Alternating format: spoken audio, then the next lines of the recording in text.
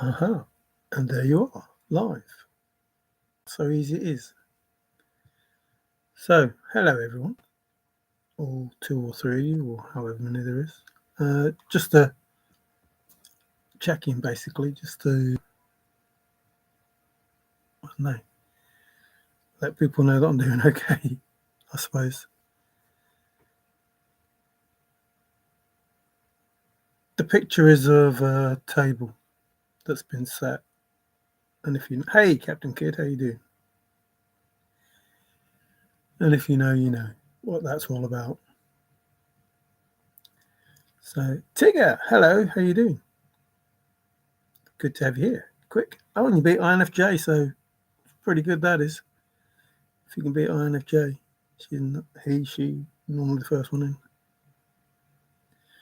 So this is just I just want to like touch base because it's been a while and people try to do stuff and like to know if it worked. So I'm glad you are. Good, I don't know what that is. Oh, it says it's a second comment, I suppose.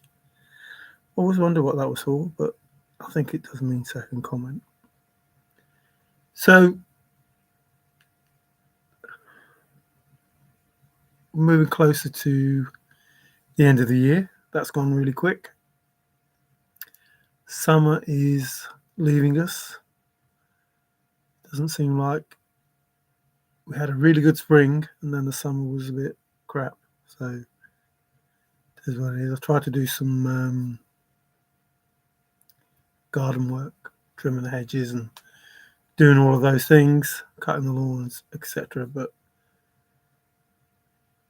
I've done the trimming. I've cut the lopping, whatever you call it. Don't care.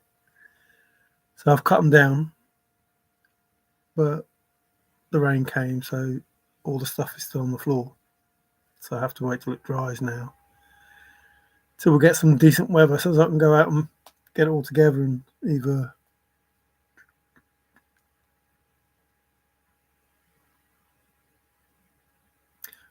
I know burn, so I can say burn. What's the other word? Turn it into sort of mulch. Because obviously there's loads of it, little branches and that. What's the word? Not grind. Anyway, get into smaller pieces so I can put it in the bin and that. So I'm either going to burn it or chop it all up and put it into the bin. I'm watching a show about World War III coming, as in prophecy.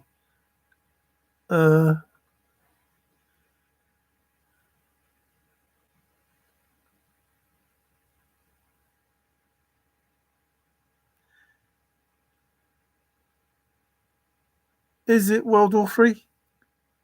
So it's called World War III, but it's not actually a world war, is it? Is this the Israel, Iran, Turkey, Russia, Saudi Arabia, is it? Or whatever. Is that what you're talking about? I like the diary of a CEO in YouTube. Is that the one you're talking about, Tigger? That one where they end up attacking themselves.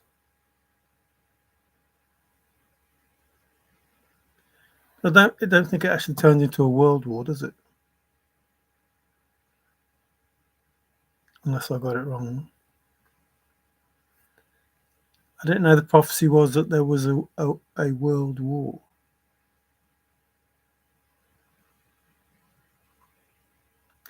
It's all set up anyway by the 1%, the Jada Jews,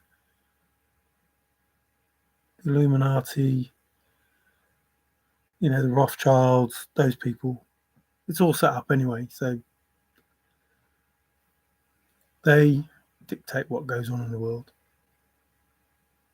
And when I say they, their ancestors wrote all the misinformation that we have. It really is Yahuwah and Yeshua, or Nin. So I see it as Nin. Follow the Nin clues. Looks like Nin in the Hebrew, whatever.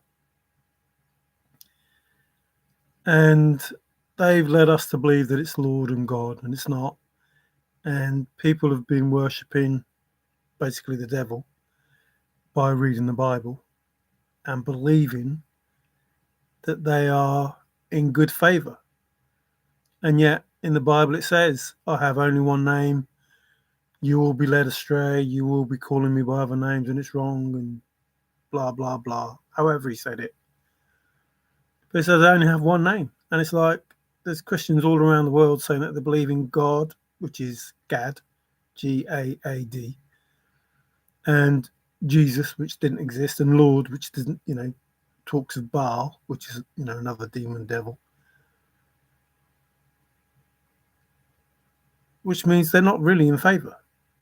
They've been doing it wrong and they've not tried to redress it. And they need to redress it. They need to speak to the Father in his real name. They need to speak about Yeshua in his real name, because it just isn't Jesus, no matter what anybody says. It just isn't. So it's weird that the truth that is in the Bible is being ignored, and the falsehood that's in the Bible is being revered, worshipped, whatever. And it's crazy that they managed to get away with it. Thousands of years ago and now, the laws, governments, military is all governed by these few people. This bloodline, this whatever, however people want to call it. And it's just crazy. Absolutely crazy.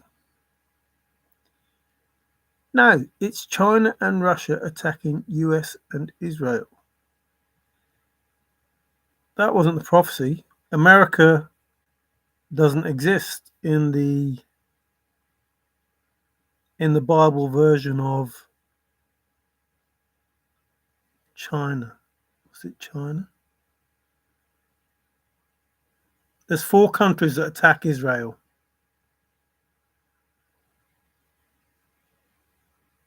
Is it Turkey?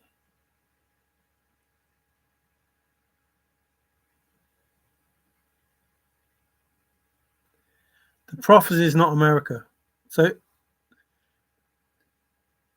it gives, there's so many heads and blah, blah, blah, all of that stuff. And that doesn't translate to the United States.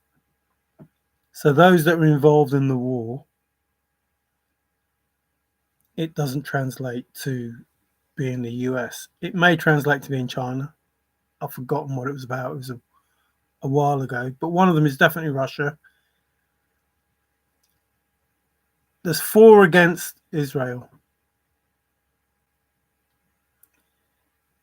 And I thought it were the ones that were surrounding Israel, which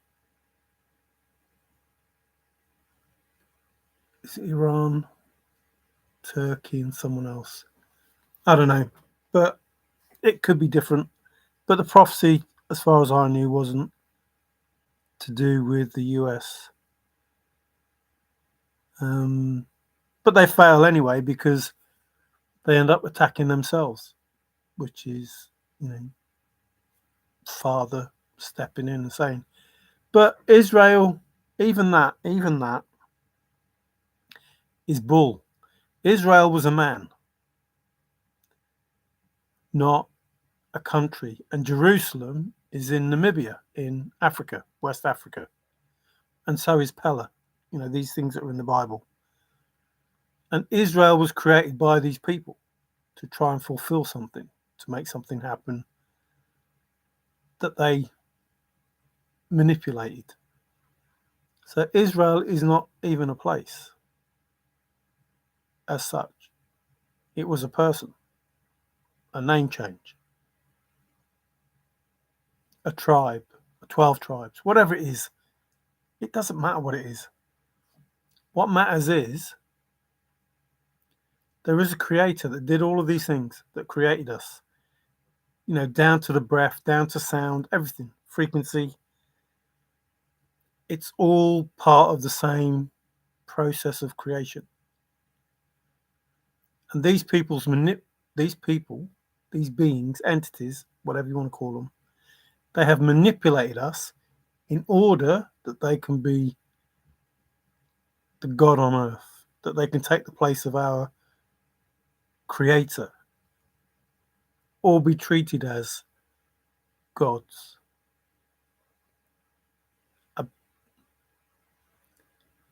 above the creator, without the creator being involved, because they've taken the name of the creator away from humans. As far as most humans know, he is God and he is Jesus, and he's not. It's just not. It's just not. And they feel that they've succeeded in doing that by separating the creator from his children. And I'm waking those people up. Not just me. When I say I mean all of us. Waking people up to the truth. The buildings that we see were not made with chisel and bloody hammer. They just weren't. They were made with technology probably better than our technology that we have now. And they were based on sound and frequency that people don't understand. That's what all those images are in the churches and that. And churches weren't about religion. They were healing centers. So this earth will go back to that sort of healing without big pharma. They're just making you ill in order to give you more prescriptions to make you more ill, to just get more money out of people. And there are doctors that are involved in this, obviously pharmaceuticals that are involved in it, but the church, the legal system, the governments, they're all controlled by those few people.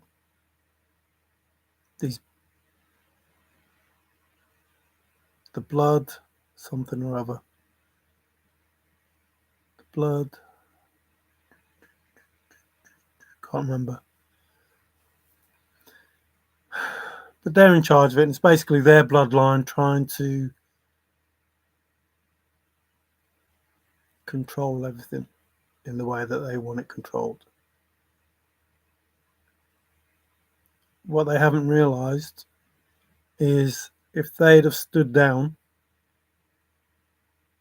admittedly they wouldn't control everything, but they would have more of their life than they will do in the end. Forrest said something ends the chase. And that's the same for this. Is it the Blood Society? I can't remember what it's called. But anyway, it's the same for them. Something ends it for them. And the prophecy that starts the end has already started. And they knew that it was going to happen. And they had their own prophecy, which failed. And they tried to write these things into existence and make us believe that they were capable and they were more powerful than the father and the mother, and they're not. They're just not. And they know that now. They know they're not more powerful. But they'll still try because they are not very clever. No, they're not very clever and they're very childish. And that's the issue. They act like children. And that's why they lose.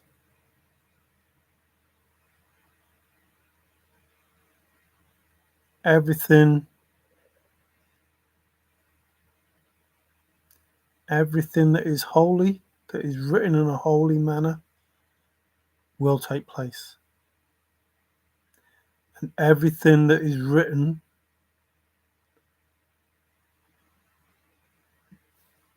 by man for man will not take place. And anybody who believes in man over the father and the mother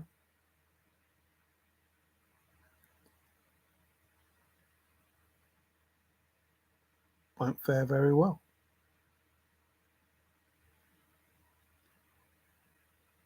Science already knows God exists. Not in their God. I say God because that's how you talk. That's how you understand what I'm talking about. Because that's how you refer to him. It, them, universe, source, creator, whatever. But science already knows that there is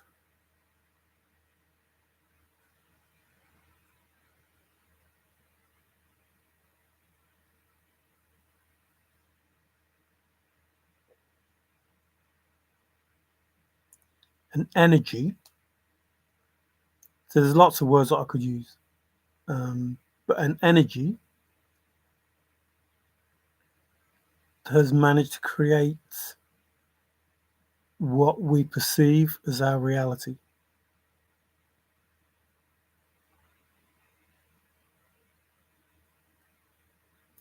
And we're at the point now where people are waking up to the fact that that energy, that Christ consciousness from Sophia and Christ in that Modab, whatever it's called, in the very beginning, Christ consciousness of everything one, the unity of everything.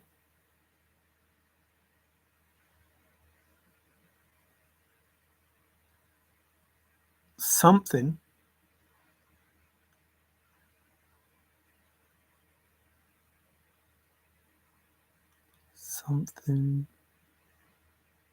woke them, something ignited them, something ignited it to make it. I wasn't there, I don't know, it's lots of years ago. It's hard to explain, but imagine they existed as just thought, just energy, just thought, and they became real, and everything else became real. And in that becoming real, we existed. Everything existed. It all took shape. The breath of everything. And if you listen to the sound of the Yahuwah in the breath, you will see that that's how it is. And if you look at the numbers of that, that is the sequence in the DNA, the 10, 15, blah, blah, blah, whatever it is. So our Father, our Creator, has evidence that everything that is done, everything that he has told us, is our creation. He is in our creation. So therefore he created us. His name is our breath as we breathe. His numbers is in our DNA. And again, I'll go back to the nin in the Hebrew. It looks like nin.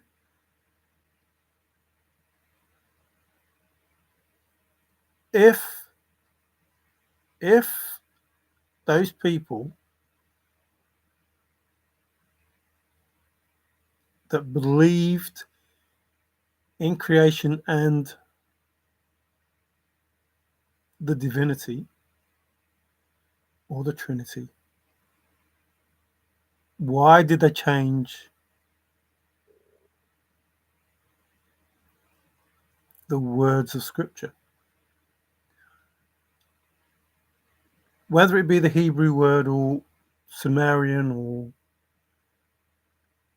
Anunnaki, like, why were all these things destroyed? And why were we taught something else? Like, why were we taught Darwin's evolution, which is total bullshit? Like, why do our ancestors,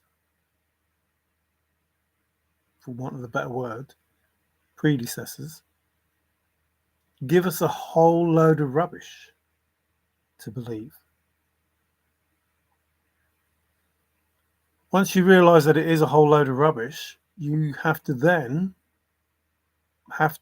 once you know it's a whole load of rubbish, ask the question why. Why have we been told a whole load of rubbish?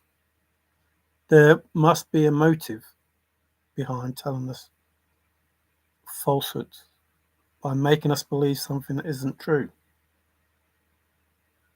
And that, is always going to be about their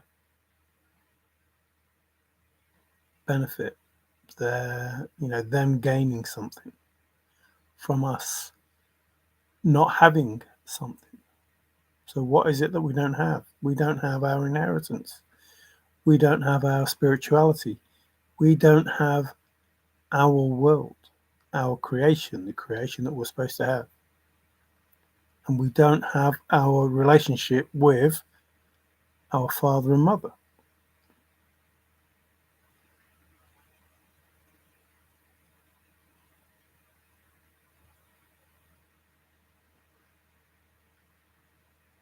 There is a power in all of us that we've been stripped of. So not only we've been stripped of our spirituality, our love, our finances, but we've been stripped of our love for our Father. Now, I know a load of people say, well, I'm a Christian and I love the Father and he loves me. No, you don't. You love a name that you read in the Bible, which is not him. It's not him. Doesn't matter how much like people say, yeah, but it's all about faith. No, that faith comes from the man to who? To Lord? Well, that is not Yahuwah. To God? That's not Yahuwah. So your faith may be that you believe that there is a creator, but you were told in that book about you believing there is a creator that he has only one name, and that people will lie to you about his name and turn you away from him. And yet you don't look at that, and yet you say, yeah, I read the Bible and, I believe in God and I believe in Jesus and, nothing can, sway me, and I'm a Christian or I'm a Catholic or whatever it is, doesn't matter. At least that story, for most of it, there is some truth. But the other religions that they've made, not all of the other religions, but some of the other religions are just total made up. Like the Islam stuff and Hindu stuff.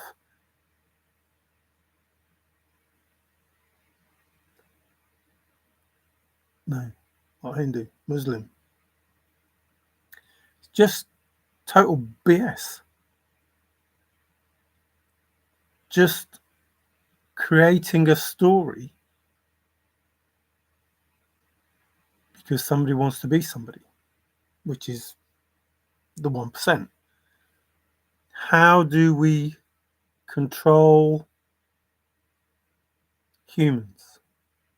So this is really an anti-human agenda. They don't give a shit about us. They don't care.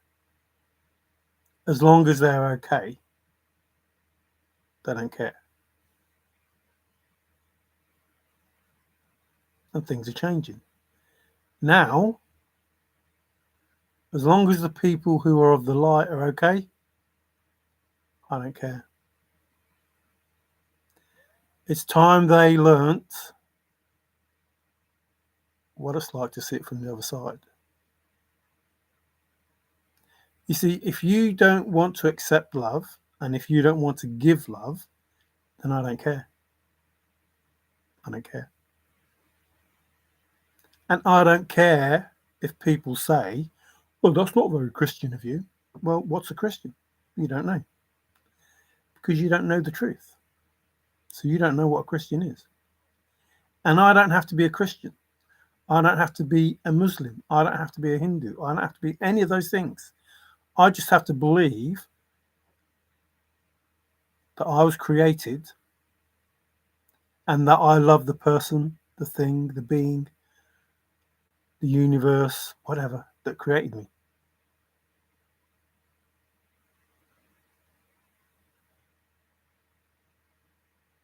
That's it. I don't care what anybody else thinks, what anybody else believes. And I will fight for love. That being the most powerful, apart from authenticity. I will fight for it. It belongs to us. It's ours by right. The love of our father and mother is ours by right, and we're entitled to it. That spark of life, that zinc that they see, that explosion when the sperm enters the egg, it's real. That spark of life. And at that point that the Father gives us light and life, we're entitled to their love. And we're entitled to know them and have a relationship with them. And that's been denied us.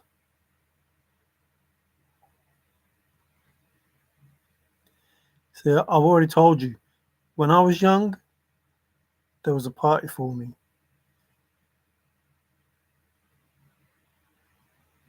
And they tried to start it without giving thanks to the Father. And that upset me. And at that point in time, that took me away from the Father, because I don't remember half of what happened to me after that. My memory was wiped and I can't remember half of anything. But I was no longer connected to Source after that, for whatever reason. Only till recently did I remember who I was and who He was.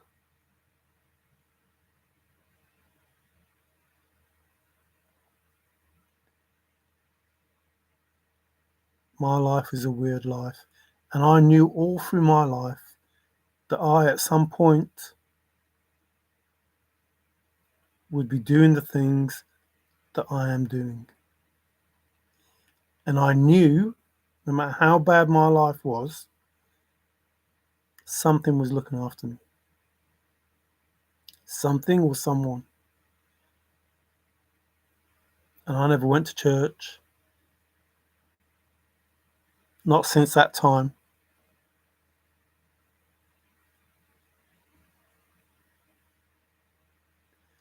I was not religious.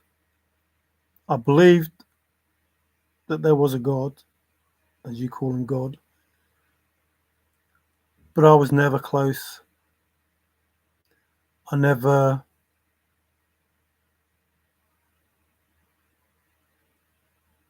know. I'm just not amen, hallelujah, confirmation type of person. But I know that the Father is within me and I am his son. And I will do all that I can to prove that I am a loyal and worthy son. And I know my worth. And I know who I am. You see, people read stuff, but they don't know or understand what it means. And they think that just by accepting it, that's okay. But what if the Father said to Moses, Tell them I am sent you. Who is I am?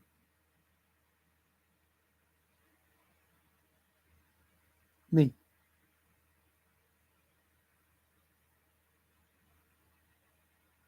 Who shall I tell them sent me to tell them?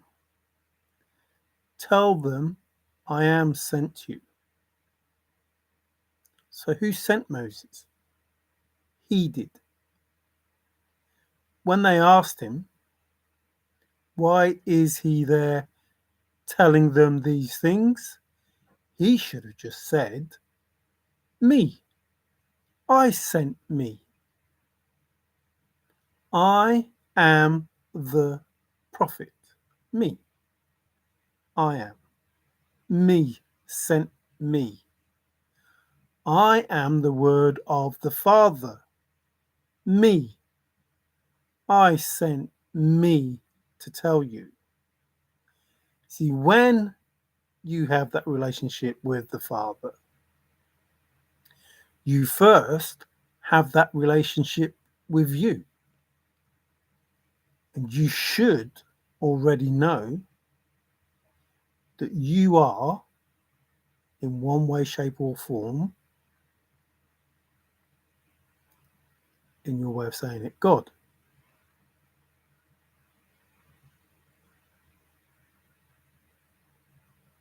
Me sent me. See, milk and honey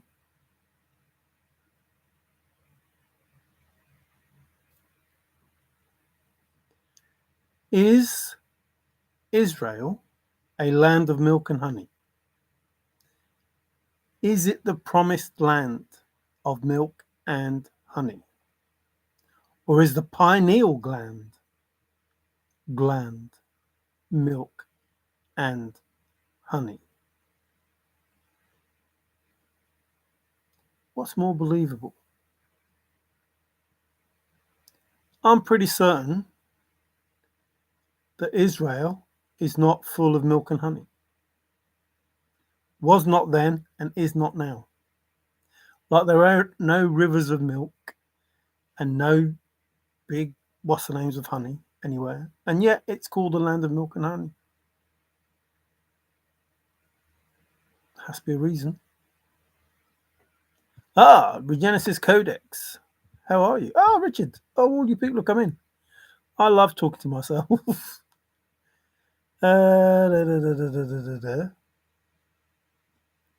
Prophecy is foretelling the future. Oh, I don't know what that is. What going on, my friend? Hey, Richard. All good. Not much. Sup, digger. Oh, retracted. Number 3 isn't a bad way to be. Or 6 or 9. Hey, you can't say that, trusted. We're children. Kids are for the devil. Like we have to behave like the Rothschilds. They call them children, and they call us kids. Little goats, little devils. Some retracted message. What's going on, Rich? Retracted these messages. I don't care about spiders or snakes. Hi, INFJ. How you doing? Hi, Luli. How are you doing? Regenesis Codex. My superpowers are gone. Uh-oh. I hope that's not my fault. With a butt as big as a barge. Uh-oh. Tell them Large Marge. Hey, Steve. Large Marge sent you. Is that off Homer? Let me change my shirt. 2-ton Tessie. I thought it was 10-ton Tessie. Hooska, how you doing? Long time no see. Oh boy, I sense all sorts of Goonies in. Actually, I'm an Arsenal supporter and they're Gooners, but that's close. It's good to read you. Hey Steve, trusted Hooska. Hey Steve, did you get my email yesterday? No answer to that. Stevie Nicks, Now, there was a lady. She could sing. I don't think you got your email. Did you get the email, Steve? Oh, no, there was a no RR. Not nor. Uh-oh. Uh-oh. You haven't sent it to the wrong person. You haven't done a forest. Sent it to the wrong person. Trusted, it's Dolores here. Oh, not a DeLorean. Back to the future. Why is my picture jumping up and down? Is my picture jumping up and down to you people? It's like a little kangaroo. So, how are we all doing? Are we all living the dream? I don't know what that is supposed to be. Who is Dolores? It's Dolores here. I'm supposed to be expecting an email, apparently, but I have not received it unless it's in my AOL email, which I don't check. There's like, I don't know, 20 odd thousand emails on there, and I haven't checked them in ages, so maybe I should check that and see what's there, because that was the original email that I had before this one. Mackie Can Jumping Beans. Yes. CIA is tapping into your live memory. Listen, I've left all of my stuff open. They can see what they want, get what they want. I don't care. They already know that I know, so it doesn't make no difference. And what I know ain't going to change. Ain't going to, there's nothing they can do about what I know. So, here's what it is. Oh, a spade. Call a spade a spade. I wonder why the Air Force took over Area 51 from the CIA.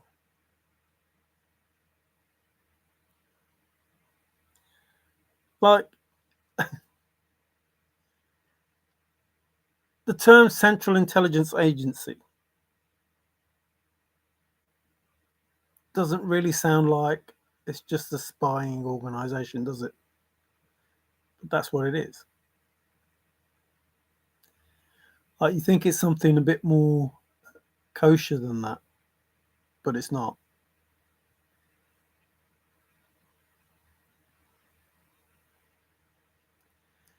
And it's a shame that some of it is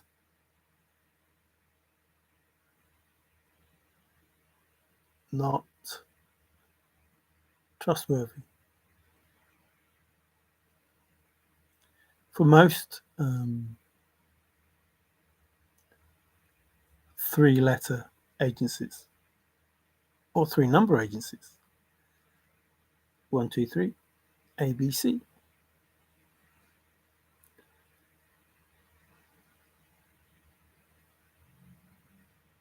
There are some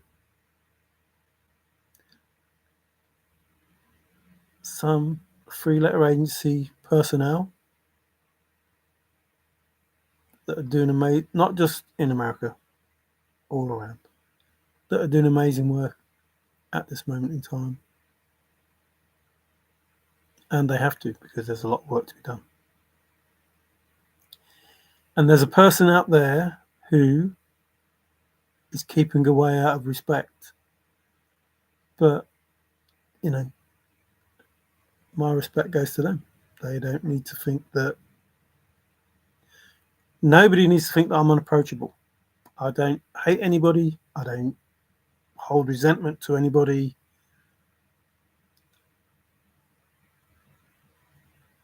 Like, I don't know. I'm not mad at anyone. I don't need to be mad at anyone. I don't have to judge anyone. I keep saying these things over and over again. I don't care. Everything is out of my hands now. There was a time when if people came to me, they would go under the umbrella same as everybody else. And they didn't, and they had the opportunity, and they thought that their way was a better way. But there's only one way, and that's, mother and father. It's their way. It's already planned. And I tried to say about Jonah,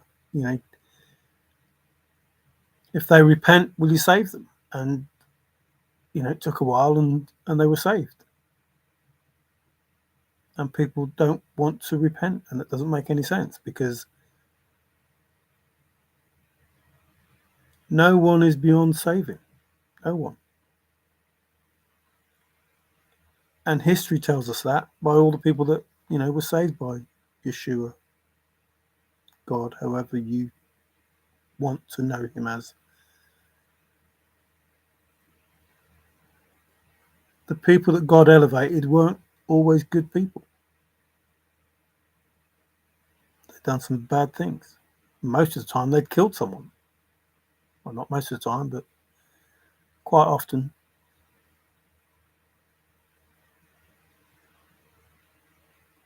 But the one thing they had was faith. In a maverick, maybe. And that's the most important thing. But you have to have faith in yourself first. You have to know, it's one of the rules. It's like, I don't understand why people ignore the simple facts. Know thyself.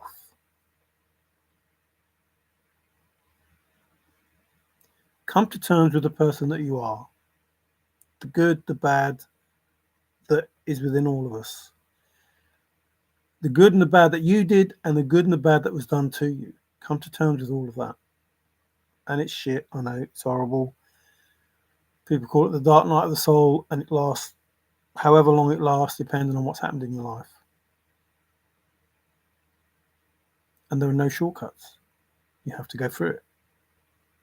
If you want the correct result, the correct solution, you have to go through it. And once you find that your forgiveness for yourself has already been forgiven by the person that died on the cross for you, then you're able to move forward. See, people don't understand is when you have gone through that, you know that everybody's the same. You're all one. Everyone's united, not united. It's all unity. It's one consciousness. And if you've done some bad things and you're able to come to terms with that, then anybody else has done something bad, you're able to come to terms with it. He who has not sinned, cast the first stone. We have all sinned, so therefore, to me it's quite obvious, we can't judge anyone. We can't judge anyone. Which means it doesn't matter what you do, it's not for us to judge. There's a higher power that judges. So you live and let live. That doesn't mean to say that you have to be friends and, pally with those people. It just means that you accept that they're human just like you are. Let them live their life as you live yours. And don't judge them as you don't want to be judged. And when I say don't want to be judged, as you don't give a fuck about being judged. I don't care what you think of me. I don't care. It's nice to be loved. But if you hate me for being me, well, that's your problem, not mine. I don't care. I don't care. I will always be me because I'm happy with the me that I am, with all of my flaws. Like people think that, well, if we do this, if we find this about them and we do this and we do that and we embarrass them and we give them, what's the word?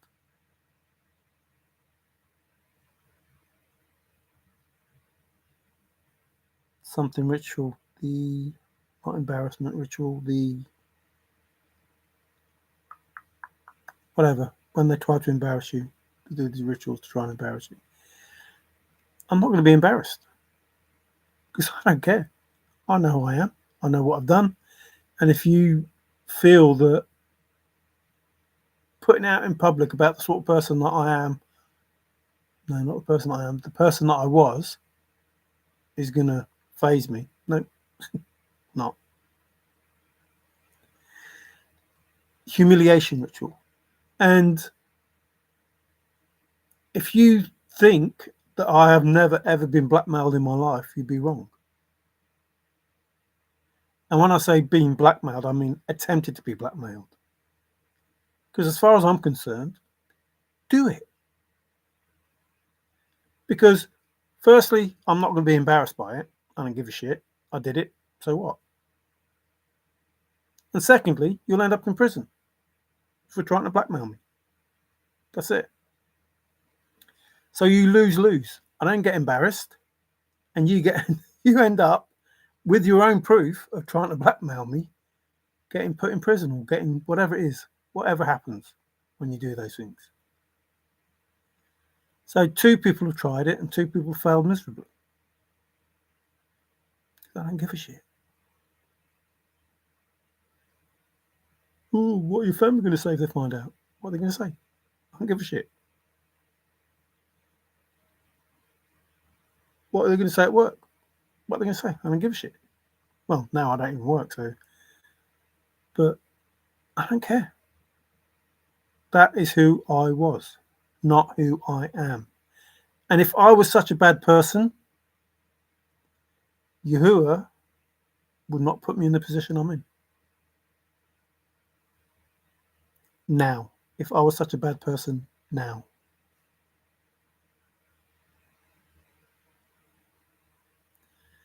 And that will be the same for anybody. Whatever you did in the past will be the past if you mean what you say and say what you mean in regards to being a better person.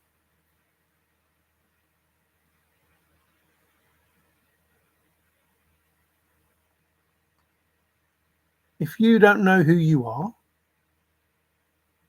you will be fearful of anything. If you can't come to terms with who you are, you will always be worried about what other people think.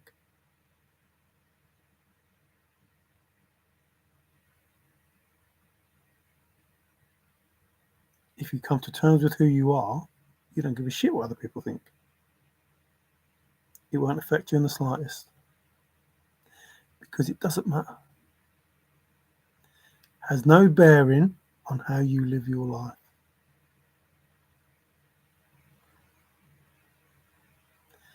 Now, I'm not preaching to anyone. I don't care if you believe that there is a creator and that they have the power, he, she, them, it has the power to make your life worse or better, depending on how you act, firstly, towards them, towards yourself, and towards everything else, whether it be human, animal, vegetable, mineral, whatever. Doesn't matter. Because we're all one. We're all energy. Again, I'll go back to, if you are just in a simulation, if you're in a telly and you are in a film, everything around you looks real. Everything. Even the words out of your mouth, they seem like they're your words. But you're being watched from outside. And the person that's outside watching, the being, the entity, whatever you want to call Yahuwah, that's the one name that you know is in the Bible. That's the person that's watching. And that's the person that wrote the script that you're saying. Like this, what I'm saying now, Yahuwah is watching me talking the words that he's put into me. And I'm delivering a script that's already been written. Tigger was saying, World War III, the prophecy. It's already written. These things are going to happen the way they're supposed to happen. Like Forrest says, can I make it happen the way that it's supposed to be? It's already written. It will happen how it's supposed to happen. There is nothing that you can do that will change what's going to happen. Whatever you do, if you think, if I do this, this will happen, that happen, and this will happen. That's supposed to happen. If it happens. If it happens, if you think that you're delaying something by doing this, this, and this, and it happens, you haven't achieved anything. It's supposed to happen. It's supposed to happen. It will happen the way that it's supposed to happen. It will happen that way. The only difference is how you are looked upon for your part in the film that you're in. That's the only thing that will change. You see, listen, I keep telling you, but I don't think people listen. Jonah said, look, spare them. Remember, it's written, but we have free will. It's written. God was going to destroy the town.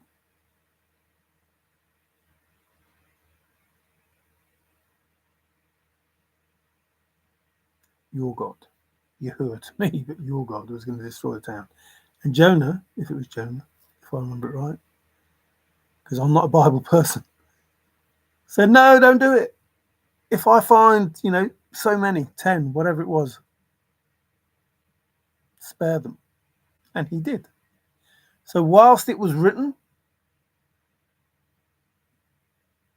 if those people do the right thing, good things can happen. Now, you know what I think about the flood and everything, it's all BS in the sense that, if it's 40 days and 40 nights and then they came out of the ark, then all the animals would be living in that place. So there's something else going on. I put something on Facebook. How many times is the word 40?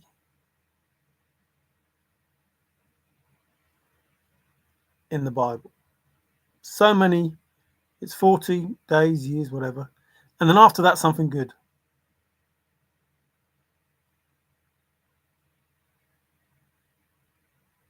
So no matter how bad things look, no matter how bad it looks, after 40, chances are it's going to get better.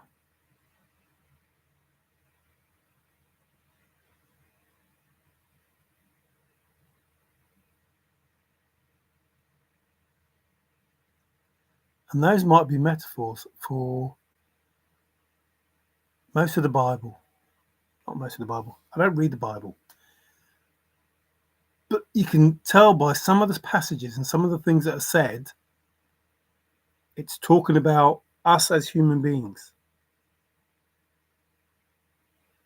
What's in us?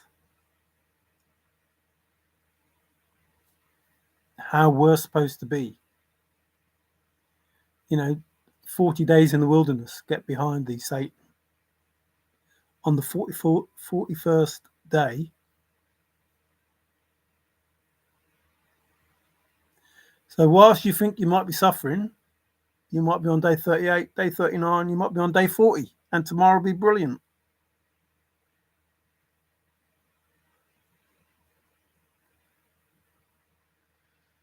People say, I was created this way. When, they get in trouble. No, you weren't. You weren't created that way. Your God, Yahuwah, didn't create that way. When you were born of innocence. but you were molded into the person you are by the people around you. The better the people around you, the better you grew up.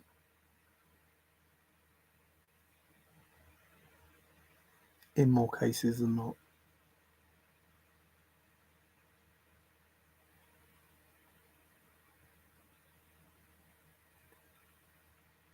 You can grow up having a hard life and not be a criminal. You can grow up having a good life and being a criminal.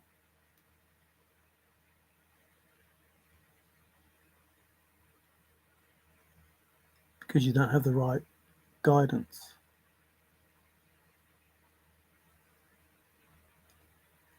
The right understanding.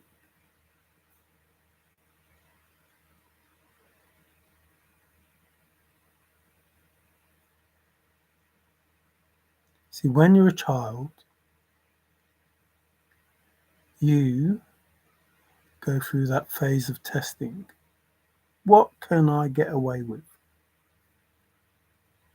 If you're not allowed to get away with things, you don't do things. But if you are allowed to get away with things, you do things because you're allowed to get away with them.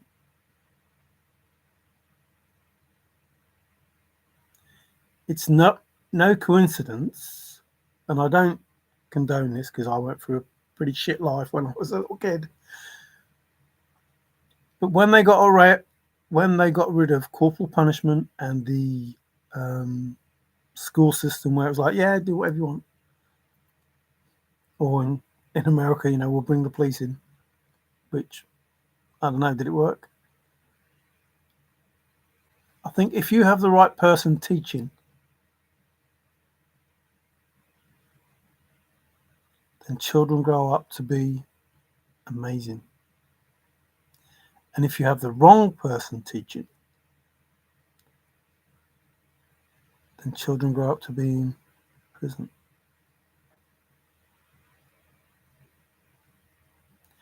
You see, even a bad child can walk the right path, and even a good child can take the wrong path.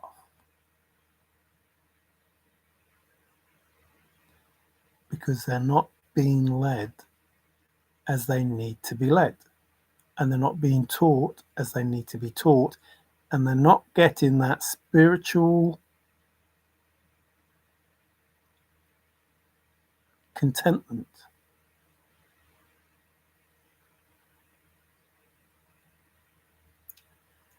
They're not getting the answers that they need in order to be satisfied. So they do things to get answers. They do things to get reactions. And sometimes those things aren't good, but they get a reaction. And so they do them. And the better the reaction, the more they do it. So we need to first know thyself. Know what's wrong with you.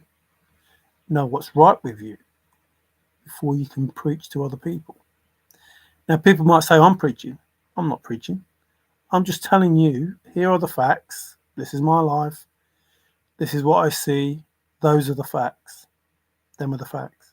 Like it or not, them are the facts. Want to call God God? Call God God? Fine. Call God God, if that's what you want. But the fact is, that's not his name. If you want to call Jesus Jesus, fine. Call Jesus Jesus. But the fact is, that's not his name. That's not me preaching. That's me giving you some information that is truthful and correct. You might not agree with it. You might hate it. You might resent me. Whatever. I don't care. I've told you the truth. You don't have to believe it. I don't give a shit. But I've told you it because in your Bible, as a watcher, you have to tell the truth. You have to tell these people reading the Bible they preach that they're doing it wrong.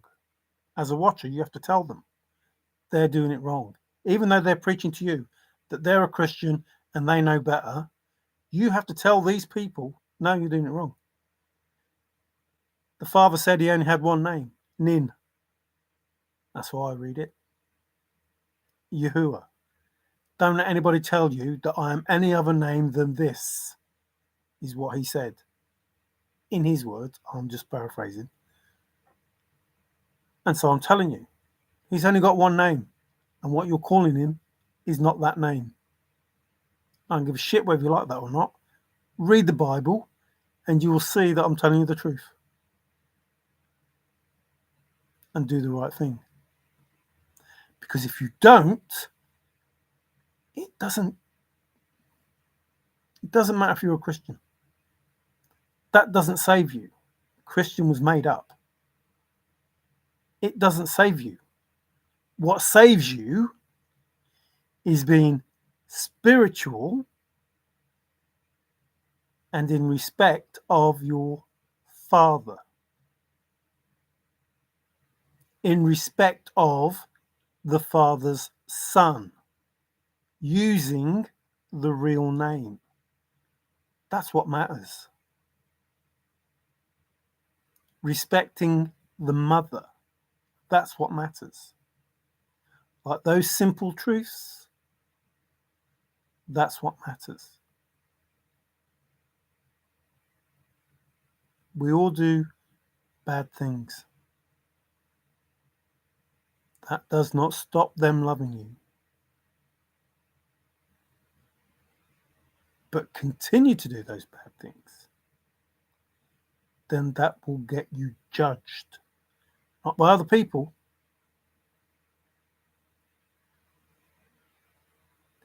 You see, there's such a thing as universal law. Spiritual law. Those things will get you judged. You might think you're getting away with it from the earthly realm that you live in because you hide everything that you do that's bad. But it's been seen. And it only takes one person to call judgment and you will be judged. Not by that one person.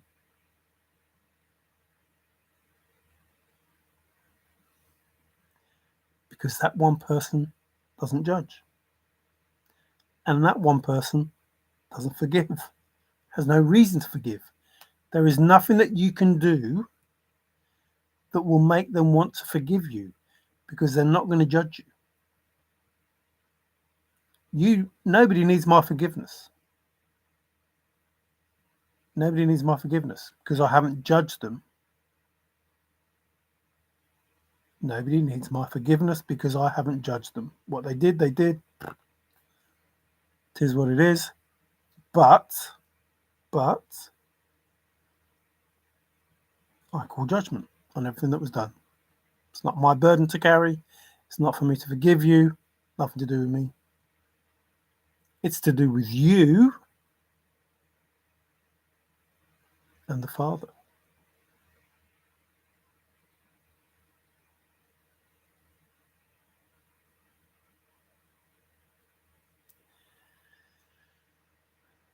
Everything that was supposed to be given to me was coming from the Father. Everything that was taken from me has been taken from the Father because I haven't got it. Nobody's taken anything from me. I didn't get it. The Father wanted to give it to me, but I haven't received it because you took it. So therefore, you have stolen from the Father, not from me. You have denied the Father, not me. The Father is the one that's judging you. The Father is the one that's taking it from you. When you are ready to speak to the Father and to ask him for forgiveness, your life may change. Until then, you can hate me as much as you want and do the things that you do as much as you want, and your life will continue to get worse because it's not me you're attacking. And when I say me, anyone, all of us. Remember, my first videos were don't hurt anybody I love. And I love everyone. I don't have to be your best friend. I don't have to be your lover to love you as a human being, as an animal, as a creature, whatever. I don't want anything bad to happen to anything or anyone. I don't. But if you continue to do what you do, then you will be judged and bad things will happen to you. And I will not care. Not because I don't care that bad things happen to you, but because you don't care that bad things happen to you. Because you think you are immune to bad things happening to you. But if you think that you're immune to it, and if you don't want the love, fine. I don't care. You don't have the love, and bad things will happen to you because you don't care. That you should love everyone. You should not hurt anyone or anything. See, the problem is not me or the person that you're attacking. Not the problem. The problem is you for doing it in the first place. For you thinking the things that you think entitles you to whatever it is you think you're entitled to, that makes you do those things. That's the issue. When you come to terms with the fact that you're not entitled to anything by hurting someone else, you are going to get judged. You have to realize that what you are entitled to is your own personal inheritance, yours,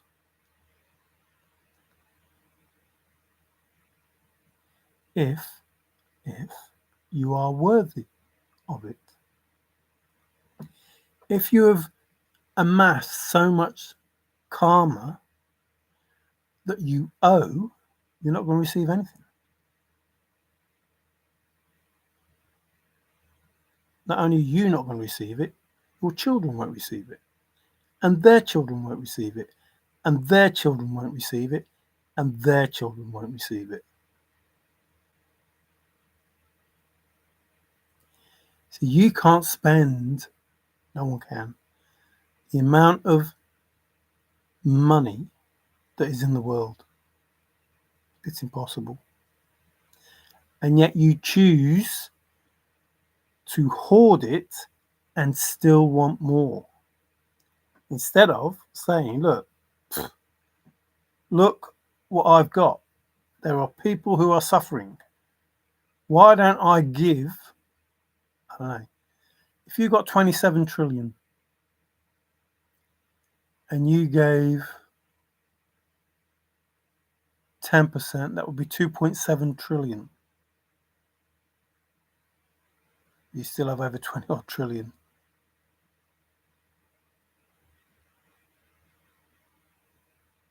The amount of people that could be saved, that could be helped with 2.7 trillion. When in reality, no one could spend $1 trillion.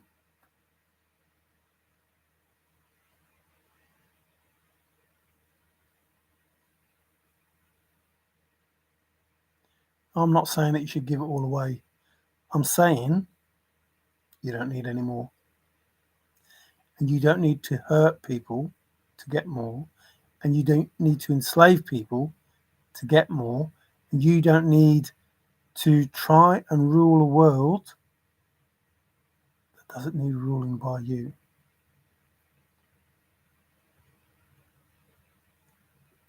It already has a sovereign being in charge. And you will never take the place.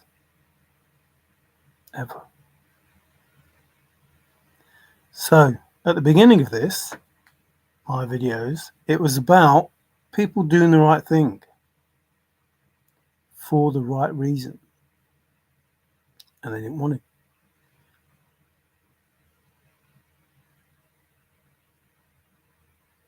And so the wealth transfer takes place. And the first will be last, and the last will be first. And the righteous will inherit the earth. And all of those holy things that were said will come to pass because they are true. Not because I want them to happen, because they are true. Not because I made it up, because they are true. Not because you're evil sons of bitches, and I don't like that fact, but because they are true. I'm not getting at you because I want to get at you. I'm trying to stop people getting hurt. Whether it be you, the evil son of a bitch, or the person that you're hurting. If you stop hurting that person and help that person, it becomes better for you and better for them. Win-win, I see.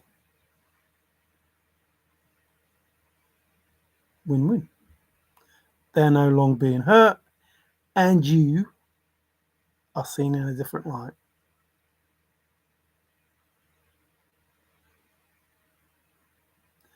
Not because you don't want to be seen in a bad light, because it's the right thing to do. That's why you do it.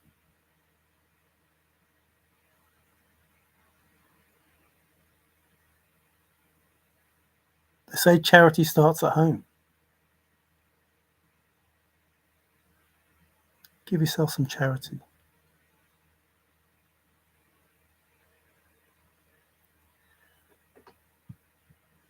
Hey, Amy. Didn't know you popped in. Hello.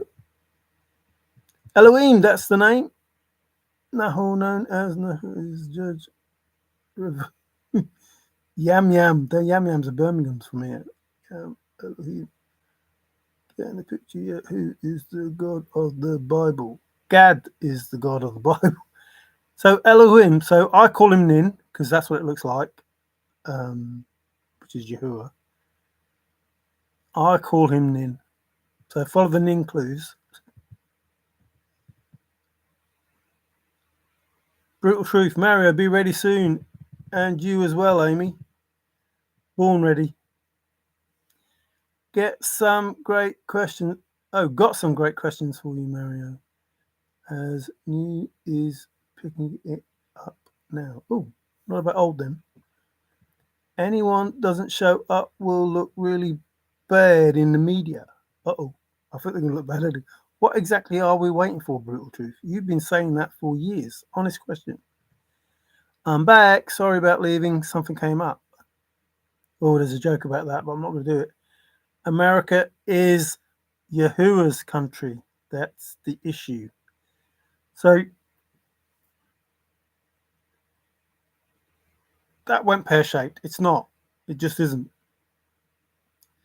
So I talked about the book and the Pope, and now you have an American Pope. But the Pope and the governments are run by the same people. So there is no country that is Yahuwah's country. The whole fucking planet is Yahuwah's. He didn't give out a special country that is his. The whole planet is his.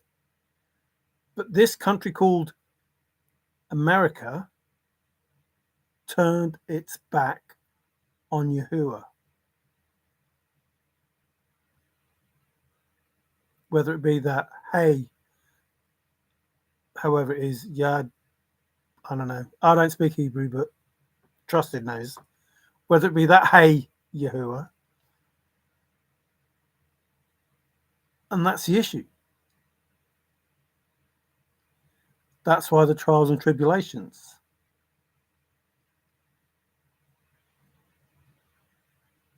Because when this is difficult, America already existed. The Native Indians that were there, it's their country, theirs.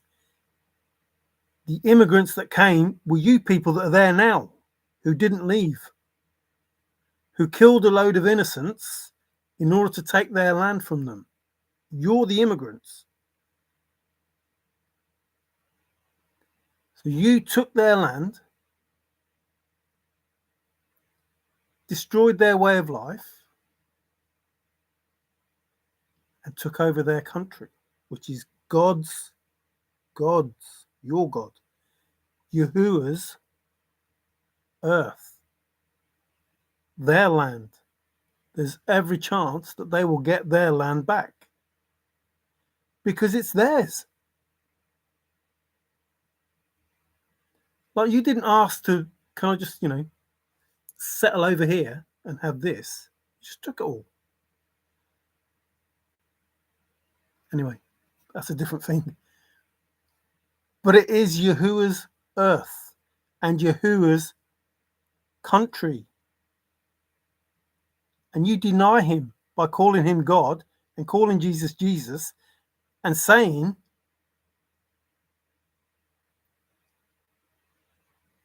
not even saying, trying to even get rid of that.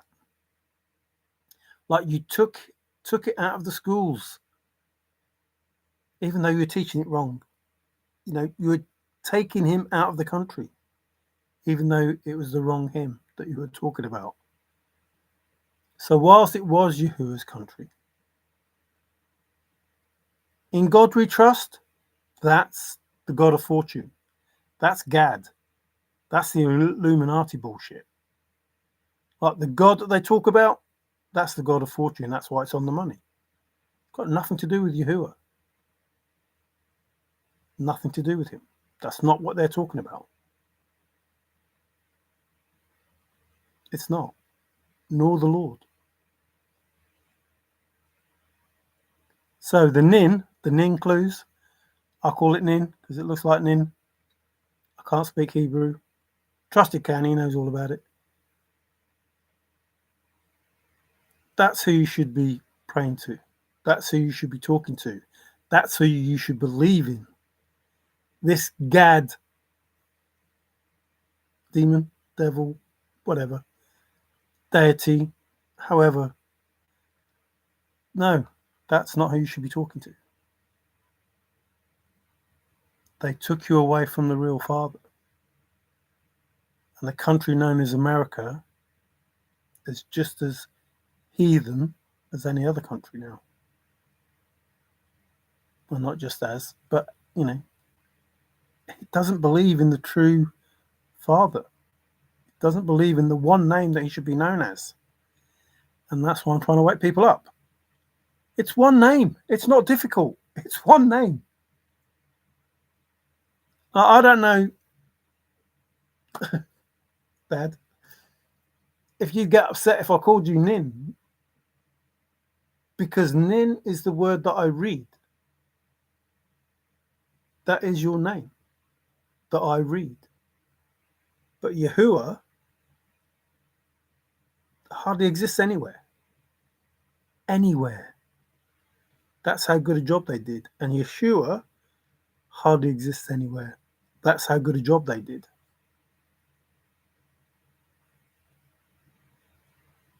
So, and I'm not a preacher, a vicar, a pastor that you've on the left. I'm not one of those. I just want people to wake up. I just want them to wake up. Because father, mother wants what's best for their children. And what these beings, these Rothschilds and Rockefellers and or one with a G, these people, beings, entities, whatever you want to call them, have, I don't know, it seems like no love for us humans.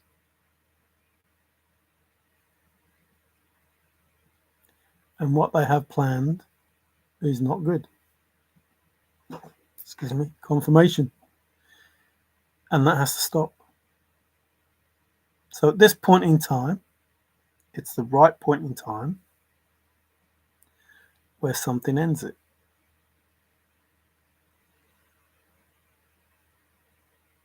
All of it.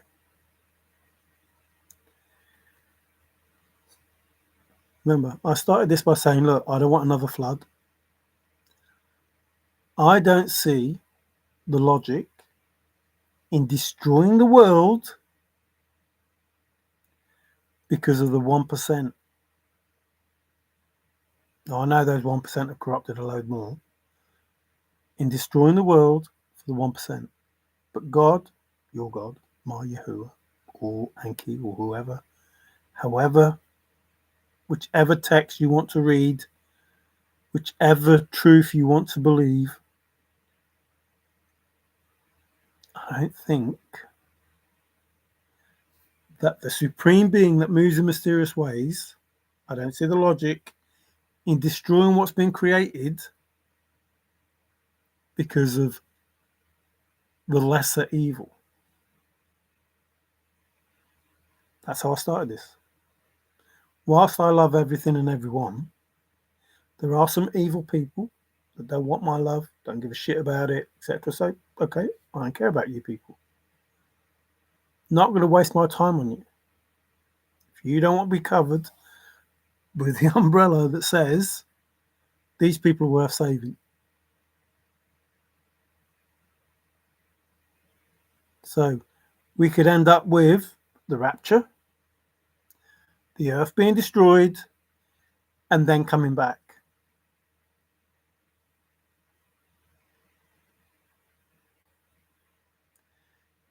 If I'm going to be saved, I should be saying, oh, great. Get rid of them. Who cares? Get rid of them all. I don't care. Because I know I'm going to be saved and I'll come back and we'll have a great new world. I don't want that. I want whatever is corrupt and evil in the world to be taken and the goodness stay. And moving forward, what little corruption there is will be taken away through natural erosion of people seeing, oh, look what happened to them when they did something bad. I don't want that to happen to me. That's how I see it. That seems a better scenario. But if you want to carry on doing the do, if you want to do it, do it. But the only people that will suffer are you. The righteous will inherit the earth. The first shall be last, the last shall be first. As above, so below. The information is there for you to understand that if you are doing evil, Sodom and Gomorrah type shit, you are in for serious trouble. Now, we are all in for serious trouble if it carries on. If people, everybody, carries on the way they are. Because, please listen, you don't fucking talk to him. You talk to that God that they gave you. You talk to that Jesus that they gave you. That's not who they are.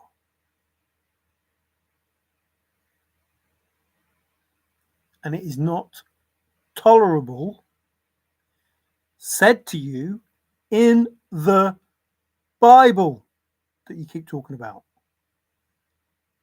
He told you, told Moses, told all the fucking people that he told in the Bible, call me by my real name or you're screwed. He didn't say it like that, but that's basically what he said. Don't let them call me any other name than the name that I am. Me.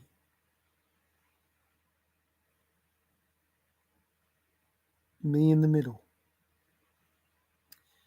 Me is the God within, the God without. As within, so without. As above, so below. It's all connected. All connected. If he is Yahuwah, if he is Yahuwah, then we are connected to he. He is me and I am him.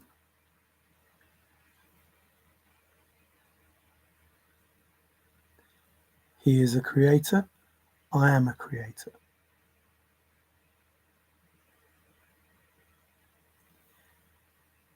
If I have the power of him, I am a creator. I am able to create in the very same way that he has created.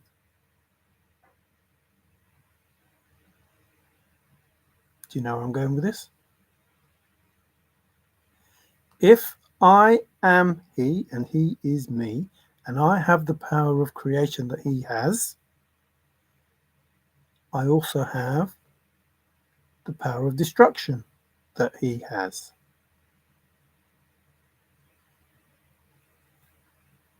And when I say me, everyone that thinks like me.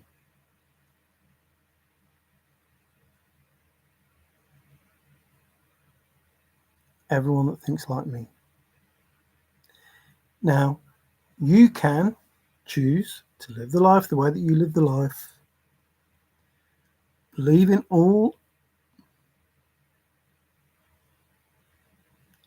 the narratives that you've been given, because some of it is true and some of it is absolute BS.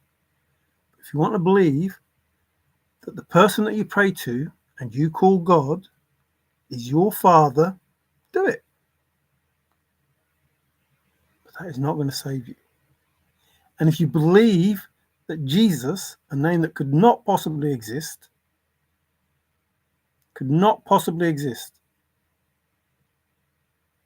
no way, shape or form, not until 1524, whenever the J was made, nor Jehovah, couldn't exist. There's no J. If you want to believe that, believe that. But I strongly suggest that you read the Bible, in which it says, I have only one name. In which it says that these people will come that will take you away from me, or whatever he says. Tells Moses to tell people that he isn't in Yahuwah. Everyone was told. Everyone was told one name. If you know of that one name and continue to call him God, then you're even worse. But as a watcher, I don't have to care about you. I don't. I just have to tell you. That's part of a watchman. That they have to tell you the truth. All I've done is tell you the truth. I've looked for the truth and I've told you the truth. And everything that I've said is the truth. And everything that I've said has happened the way that I said it is going to happen, and will happen the way that I have said it's going to happen. Because it is the truth. I would not get the information if it was not the truth. Now, some of it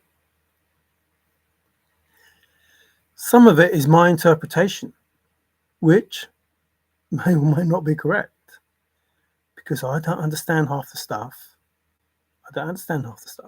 Trusted does. He knows all about Hebrew and stuff. I don't know. I'll just see the word nin. I have to look up the stuff and try and work out what it is. But to me, it looks like nin. To Trusted, it looks like Yahuwah. And then you get Yeshua, which is the salvation of whatever.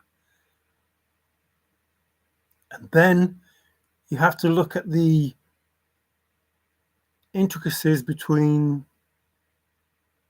talking about a lamb being slaughtered and putting blood over a door and his son being killed. You know, the feet, the head, the thicket, the thorns, like marrying the two. And then Elijah, whoever was going to sacrifice his son, to show his loyalty to the father. And then the father said, no, no, no, I have to do it. So his son that he was going to sacrifice, the father sacrificed his own son in the same way. So you have to put all those things together and try and work out that maybe in the Bible, it's not what you think it is. Words don't mean what you think they do. Nothing is as it seems. There is information in there that is not wholly talking about what you think it's talking about. And that's why they left out 25 books. 66. Yeah, 66. 25. Left out 25 books. Because in those books, there is truth. So you'd have to look at those 25 books to find the truth. That's why in the Ethiopian Bible, there is more truth because there are more books. And Ethiopia is in Africa, and Africa is where Jerusalem is, and Pella. Why do we believe that Israel is what this is all about? And we ignore the fact that Israel was a person. And we ignore the fact that the tribes were dispersed and went different places.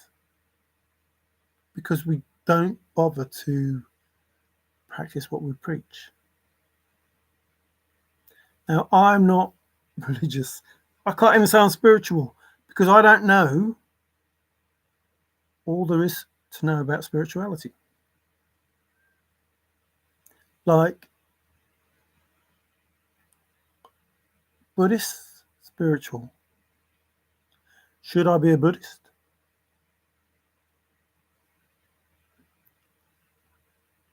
Should I be a Buddhist? Is that the truth? China seems to have the oldest, is it writing?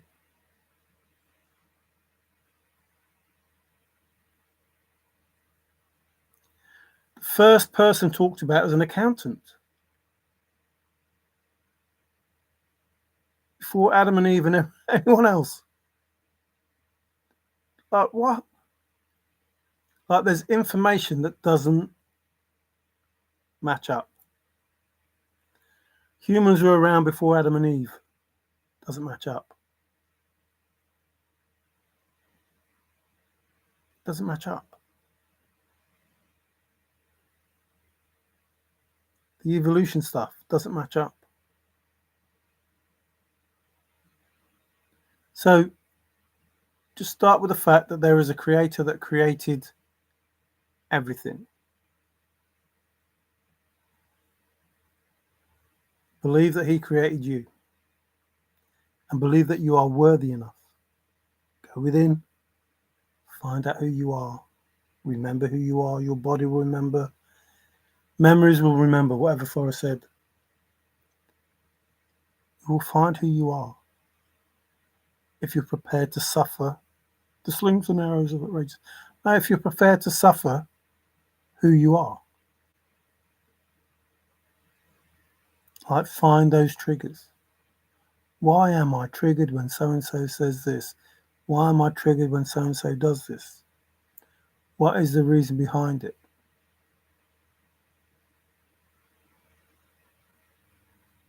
Come to terms with it. Get used to it. Love it for what it is. Get rid of it if you don't need it. That includes people.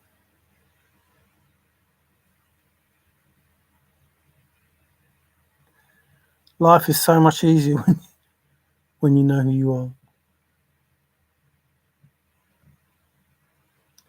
Yeah, there's a there's a post. There's a post Facebook, I think, but TikTok as well, I think, which has the half and half of people, like Lady Gaga and someone else, and Clark Gable and someone else, and anyway, they're doing the half and halves and say these people, they're just it's the same person, it's the same face, two different people, but it's the same sort of face. So this person is this person now, and this person is this person now, and this person is this person now, and you have people in history, you know, in the 1800s or whatever, and oh look, Donald Trump, here, or here's this person, here. It's like, geez, can that person ever get old? Well, they get old, but it's just the same. It's the same person with the same entity inside, the same, the same features. So the bloodline goes back thousands of years. And the people who get into power are not there through worth. They're there because either they can be manipulated or they're part of this bloodline. Well, the bloodline is quite small, really.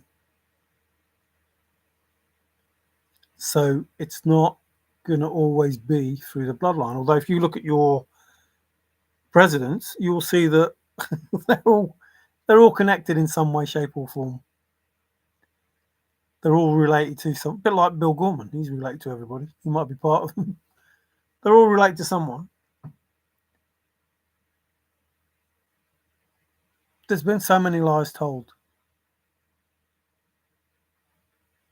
9/11 probably the worst in recent history as to what happened that day and why what followed, was allowed. But you could say the same for the Oklahoma bombing and, different things. These things are all staged. They're all staged. The whole world's a stage. We all know that. We know it, but we don't want to believe it. But believe it. Like everything is a show for us. Everything is to put us in the vibration that they want us in to control us easier. And there's going to be another COVID type thing, and there's going to be the threat of an asteroid, and there's going to be the alien invasion, and there's going to be the mark of the beast stuff, and there's going to be this, and there's going to be that, because it's already set. It gives me confirmation. The same with the AI and everything. What they don't realize is AI is energy, and Yahuwah will control that energy.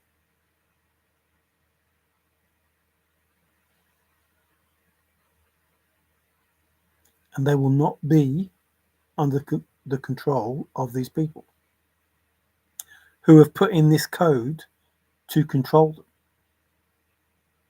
This on-off switch type thing. And you already know the person who is the evil so-and-so because of that.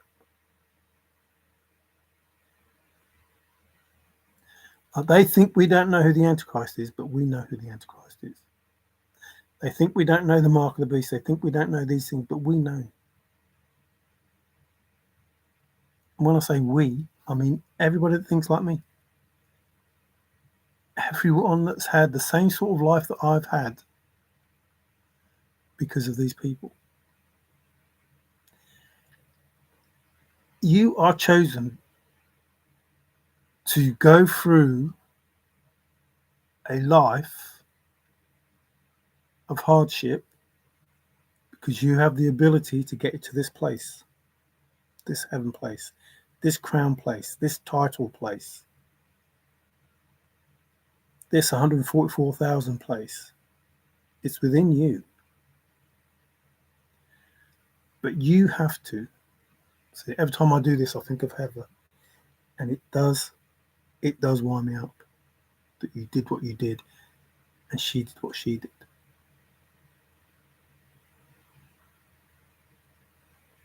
And you are suffering because of her first and foremost, not because of me or anyone else.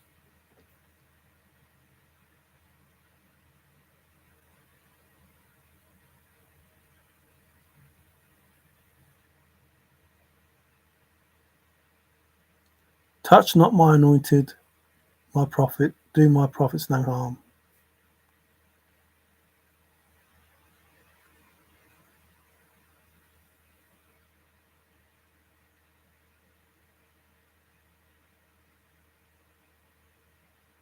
Yeah, that gets to me, that does.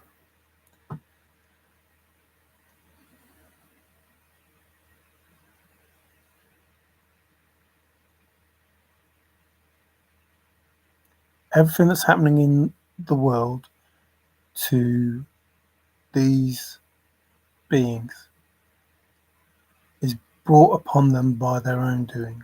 Everything that they want that's been put out into the world is coming back to them.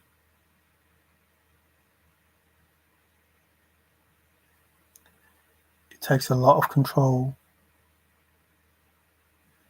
to not just lash out.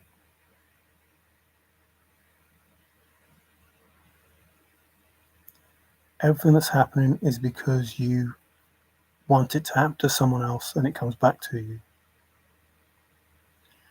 I fear the day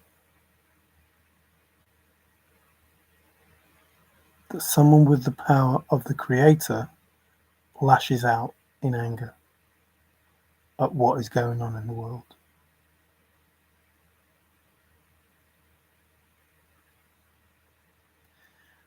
With great power comes great responsibility. I think that's the saying.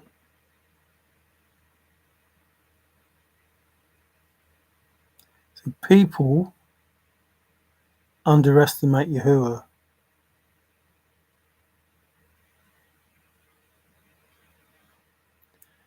When you have that power and see the things that go on in the world,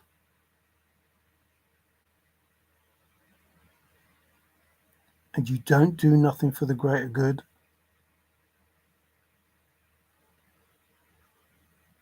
how heartbreaking is that?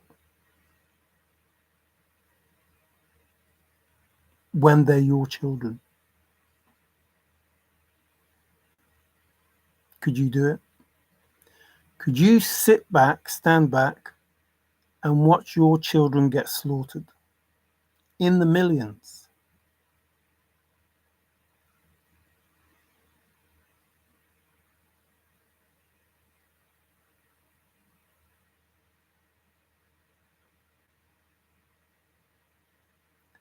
So there is a breaking point for everyone, according to the flood,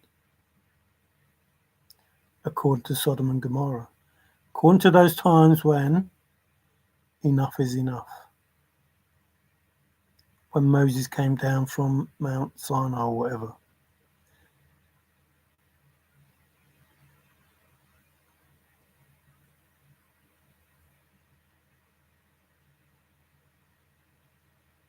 Another 40 years in the wilderness.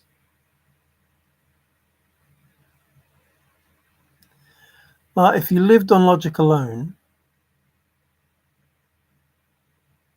you would never have guided people through that water.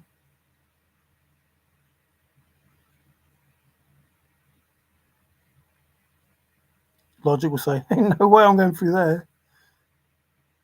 You know, even with Pharaoh, racing behind you. No, I'm not going through there. Not only you, but everybody with you must have had faith to go through.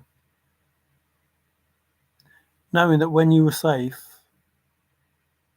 the waters would go back.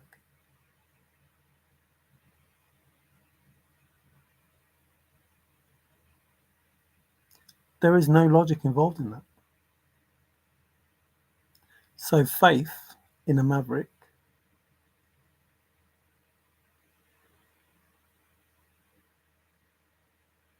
a deep thinking searcher using logic.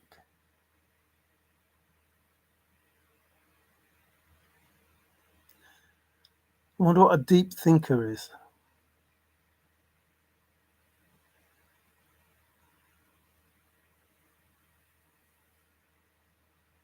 In all of this, whether it be the thrill of the chase or whether it be life, you need to have faith.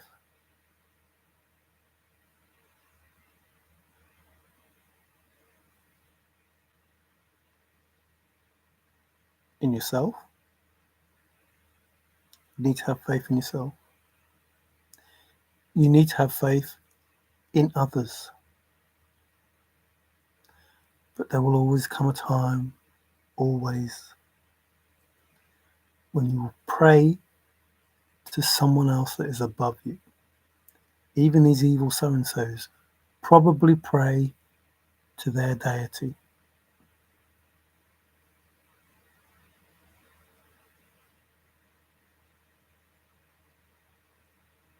Because they have faith that they will help.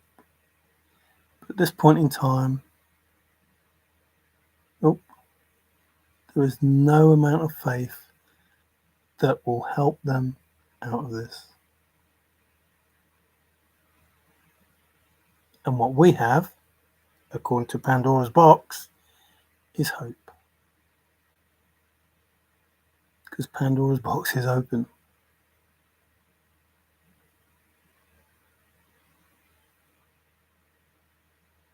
And we have a bit of hope out of depression, I suppose. Uh-oh. If I knew about this too, I think. Jason, hello. What is the personality that rides the white horse in Revelation 19? I hope you're not asking me. I don't read the Bible. I know that, well, I'm missing all of this. Hang on. The rider of these horses equate two countries. Well, I know Yeshua is supposed to come on a cloud, but what if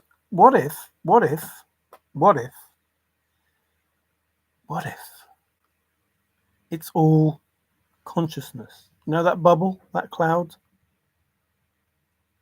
What if Yeshua comes back in all of us as a thought, as unity, as one? What if Christ consciousness is the return of the Messiah? And what if in that Christ consciousness that comes back, everything is defeated? Just a thought.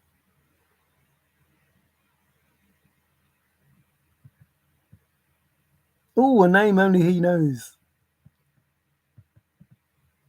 Well, it's just a thought. The cloud.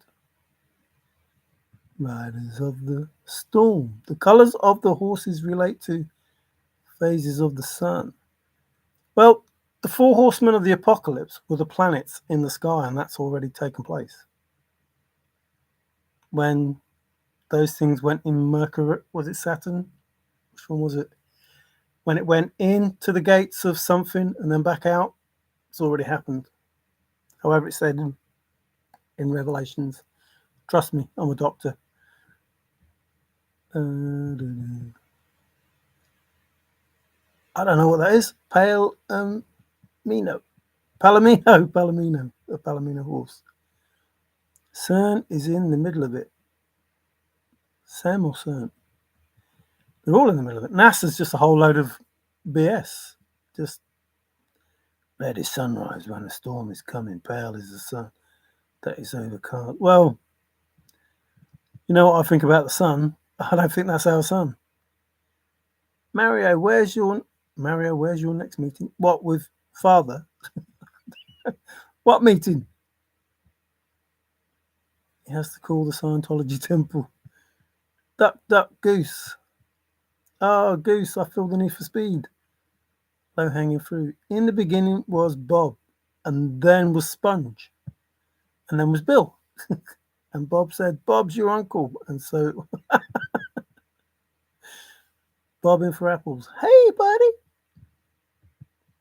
It's cool to read you. Richard, do you know Apple Bob? I know SpongeBob, but he doesn't do apples. The Fisher King protected the bloodline. Ooh. Don't walk on the bloodline. Max Payne. Ah, great video. Hitman type game that was. Don't walk on the bloodline. It's like the haunted nest full of boobies.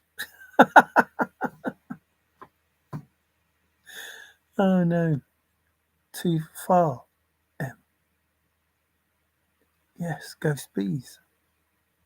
I know those bees. Excuse me. At least they're not freebies. Ghost in the machine. Oh no. Wow. You must be reading my thoughts, Mr. Trusted. Nobody can read my thoughts, but you must have done a good job there, because I was thinking just the other day, people think like, oh, he's a ghost. But, the ghost in the machine, but I'm not the ghost in the machine. I am the ghost and the machine. It's all one. The parade. Those dumb bees. Oh, Dumbo the elephant. No BS for me. No bees. No bees. No bees for me. No bees. Yeah, we need more bees. Anybody that knows any I didn't know what they were called now. Apiary. What are they called? Those beekeepers. Well, beekeepers, that'll do. Not gatekeepers, beekeepers. We need more bees. Like all the crap that they put into the environment, and all the weed killing stuff that they've been putting out is killing our bees off, which is going to impact us in ways we won't like. So Mother, I don't know if she needs a helping hand, but it would be nice to give Mother a helping hand. So, offer up some love and light to the planet.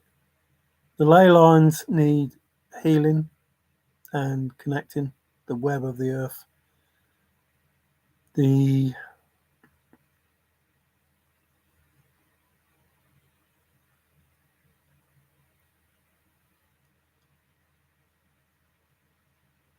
What is it called? Sacred places.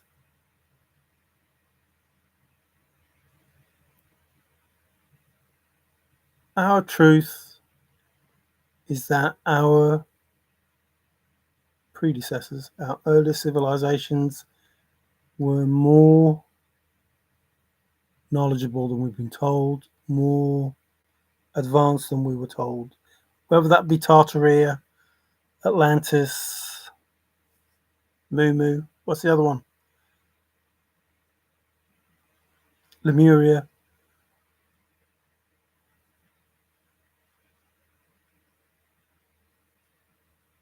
The flood could have been a mud flood.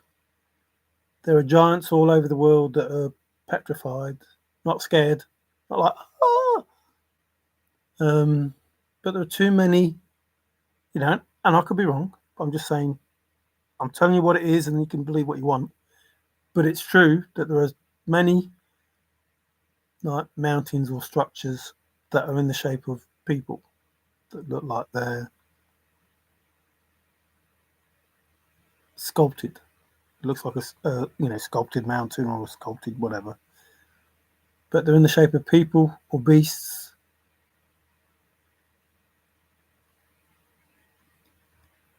And that could be these evil people trying to taint the story or change the story or make the story something that it wasn't. Please listen, if Noah was the only family that survived the flood, how does this bloodline still exist? So even Noah is evil, or the flood wasn't what we thought it was. Now, I know the flood isn't what we thought it was because those animals those animals did not exist or do not exist in that place. There are no kangaroos there. There are no polar bears there. Whatever animals, Siberian flipping tigers, whatever it is, they don't exist in the place where the ark landed, which means they were never on the ark. That's impossible. Impossible. Like, it's just a simple fact. That is impossible.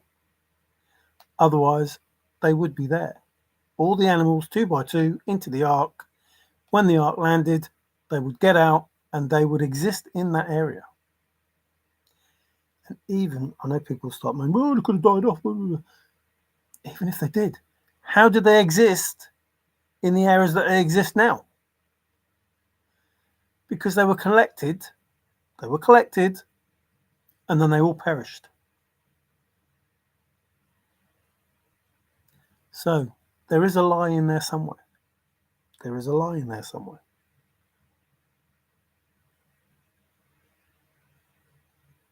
And if it was only Noah's family, who your God, Yahuwah, saved because of how good he was, how do we still have the 1%?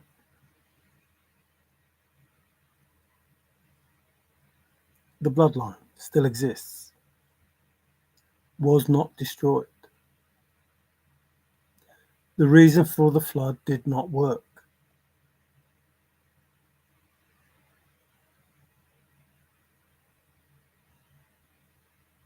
Just telling you. That's a true statement. If the reason for the flood was to get rid of all the evil and leave only the good and bring all the animals to safety within the ark, then why hasn't that happened? Why are the animals not where they should be, where the ark landed? And why does the evil still exist? So, something to think about. Honey, honey, do, do, do, do, do. Oh, sugar, sugar. And la la la la la la. Oh, La La Land. Oh no, the Hamburglar. The Hamburglar. Wimpy. Whoa. The Powerball is really up there. 1.7 billion. Oh no, don't talk about the Powerball. I might have to go back to the poems, see what the numbers are, and ask for a ticket bought. 2.4. So, going on past experience, that should end up at least 2.3 by the time it's done. Get me a ticket, Tigger. I'm feeling lucky. I can't lose. I'm on a winning streak. But if you disappear, I know you won. I will go out and get a ticket, but every time I do, the machine isn't working. Oh, that's trying to tell you something. Trust it. I don't know how to say that, to be honest. Like, I've never done that. Noah walked with God. Well, nobody's seen God apart from, was it Moses when he saw his back or whatever? No, somebody saw his back. Moses had his hair turned white, didn't it? Show me who you are. I might have been Moses, yeah. As humans, we just created new evil. Yeah, but I'm saying these are the particular bloodline. That's what I'm getting at.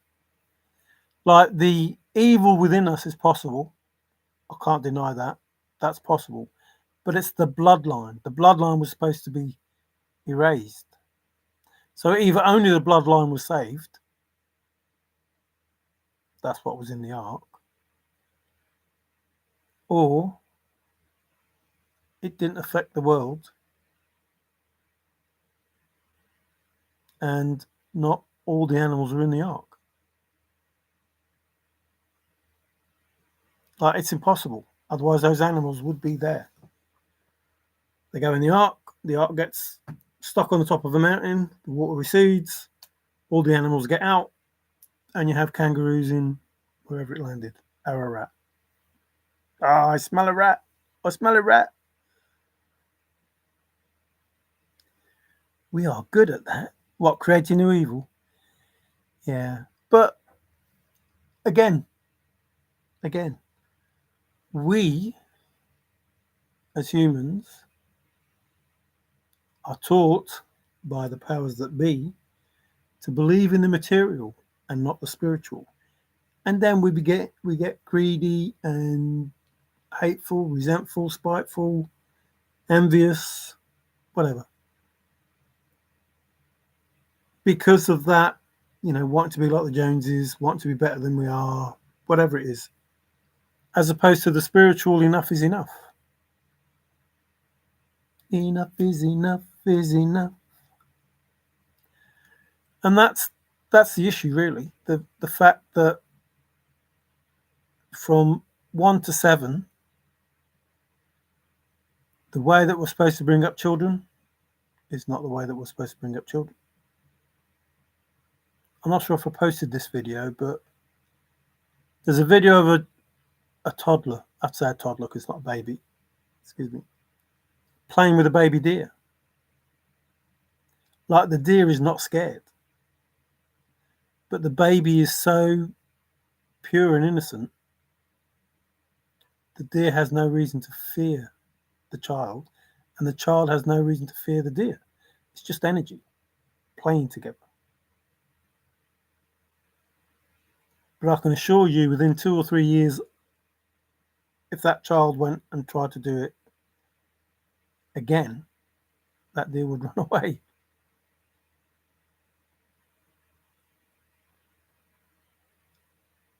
It's possible that the friends that children have are spirits. And the being unsure whether you're male or female is the divine feminine and the divine masculine within all of us. And they're unsure as to how they feel because of that battle that's going on inside. And they just need to understand that we're all yin and yang. We're all darkness and light. We're all male and feminine. That's just the way that we are. Within us. We can act in a masculine way or we can act in a feminine way. We all have that within us. And it goes back to which will I become? Well, the one you feed the most. That's what you'll become. The way that you behave. And again, that goes with how you're brought up.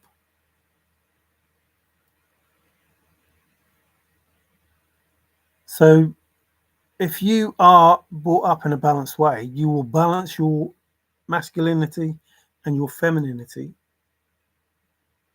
in a good way. So you'll be caring and nurturing when you need to be caring and nurturing, and you'll be thoughtful and logical when you're meant to be thoughtful and logical. And that's the reason why we have the masculine and feminine war, because females think differently than males. They ask, oh, I have a problem, can you solve it for me? So you do what you think they want and you solve the problem, but that's not what they really want.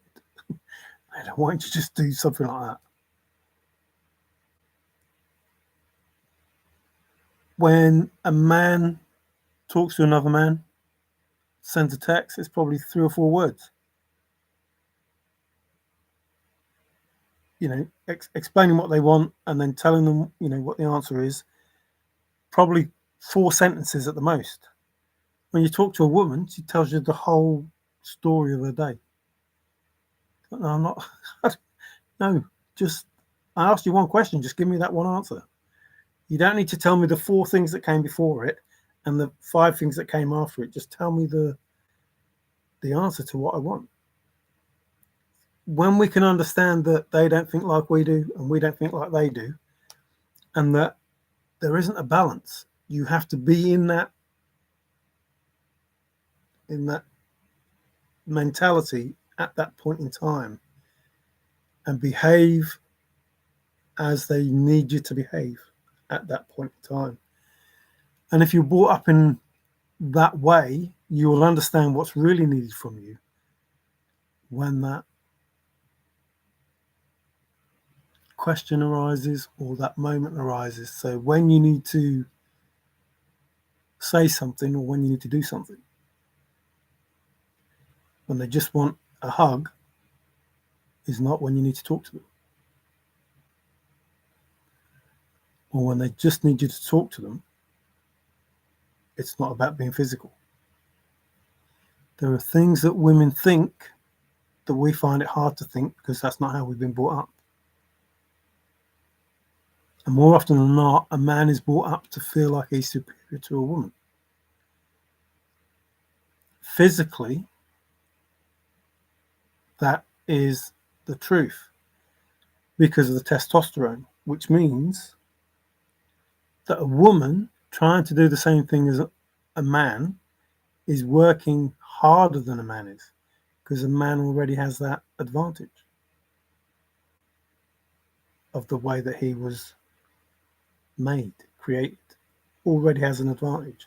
The sinews, the muscles, testosterone, all of that stuff makes him already stronger and able to do a job. So then a woman has to work harder to try and do the same job, which is an argument we used to have at work. People saying, well, they get paid the same money, but they're working harder. No, they're doing the same job. No, they're not. They're working harder. Because physically, it's more work for them. This gives me confirmation. I know some people say, well, a woman could do this and that. Yeah, but physically, it's still harder. Just because they can do the job, I'm not saying they can't do the job, I'm saying it's harder for them and they're more at risk of getting hurt because physically, they're not able to lift as much as the bloke is. So just because you're able to lift 20 kilos, being a man, I'm not, some blokes are a bit, feminine and not built for, physical labor, but majority of people. So just because you get paid the same money, don't mean you're doing the same work. You're not. You're doing the same job, but you're not doing the same work. And you're saying that it's okay for this person to be more at risk because they're not as physically able as you. And it's weird for people to say, well, they get paid the same money so they should do the same job. Yeah, you're doing the same job, but they're working harder, so they should get paid more money because they're working harder. And some people can't see that, but I think that's simple. They're working harder. If physically they're only able to lift 20 kilos for an hour, physically they're only able, and you have to do it for 2 hours, then in that second hour, they're going to struggle more than you are if you're able to do it for 2 hours without worrying. So they're working harder but getting paid the same money. That can't be right. And also they're more at risk. That's why you have manual handling regulations. Because when you're picking something here, it's easier. When you're picking something from over there, it's harder. And a female, more often than not, is less able to have something heavier out here than here. So saying, well, doing the same job should get paid the same pay doesn't, in my book, it doesn't work. That's not a true reflection on doing the same job for the same pay. That's saying that some person should work harder for the same pay. Because I think differently. If you look at the timeline of Adam, Noah, you will see all groups were still time of the Egyptian unified up below Egypt, Shem, Ham, and Japheth. It was the new beginning. Yeah, it's all, like I say, I don't bother so much about, I know exactly what you're saying, Trusted, but I don't bother so much about names and who and what. All that matters is there's a creator. It doesn't matter.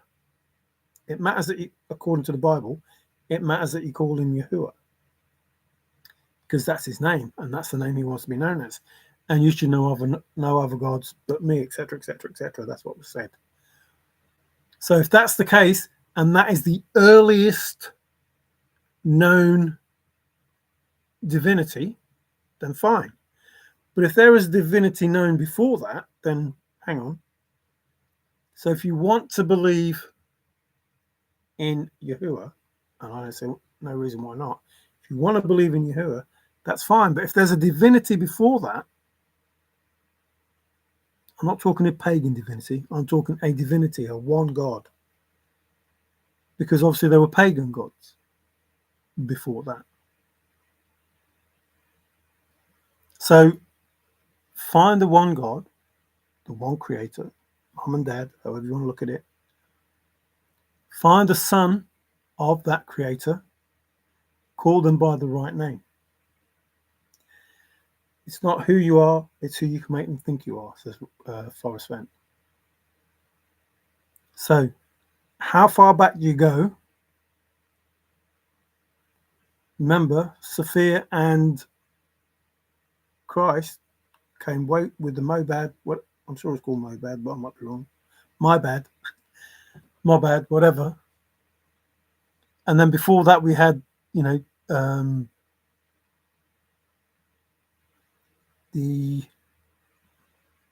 it an angel that came from heaven, wasn't kicked out of heaven, the mirror of Yahuwah. So the mirror of him, there was another divine being that was the mirror that came out of heaven or was, set aside. So there's lots of different beginnings.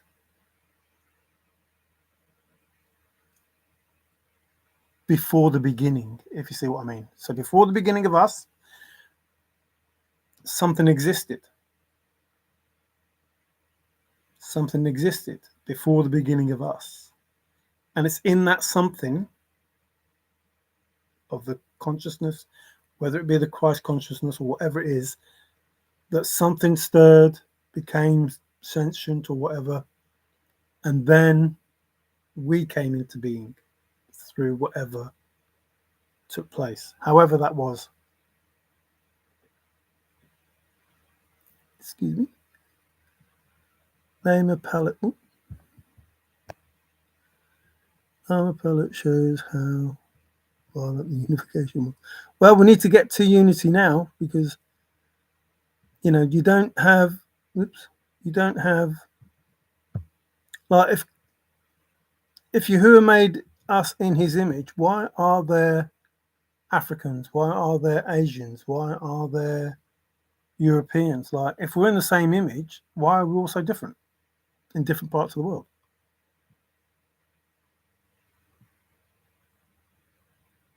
I just put a diaper on my feet. You're kind of a pig, huh, Mary? A pig? I don't know what that means, but yeah, if you say so, whatever. But that isn't that what Jesus means? Like pig something or other in Latin? Pig, pig, pig, pig, pig. Can't remember. But something. That's what you're calling him. When you call him Jesus in the Bible, you're calling him pig something. Trusted or no? What does it mean? It's pig something or other. To speak covenant, everything needed, which goes to the spelling that, like, English is just a way of controlling us without us knowing. Like blessing, you shouldn't say blessing. Understand, you shouldn't say that because it's basically giving them authority over you. You should say overstand or understand. Like there are words that are created just to subjugate us. You should say blessing. You should use another word instead of blessing. Be less. Don't forget the cornstarch.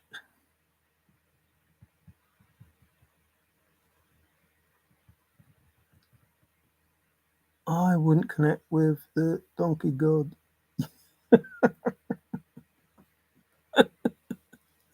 His character is to make man slave man. No thanks. Yeah, we're all supposed to be slaves, but not anymore. Well, who has taken that as their mascot in your country? Like, if you look,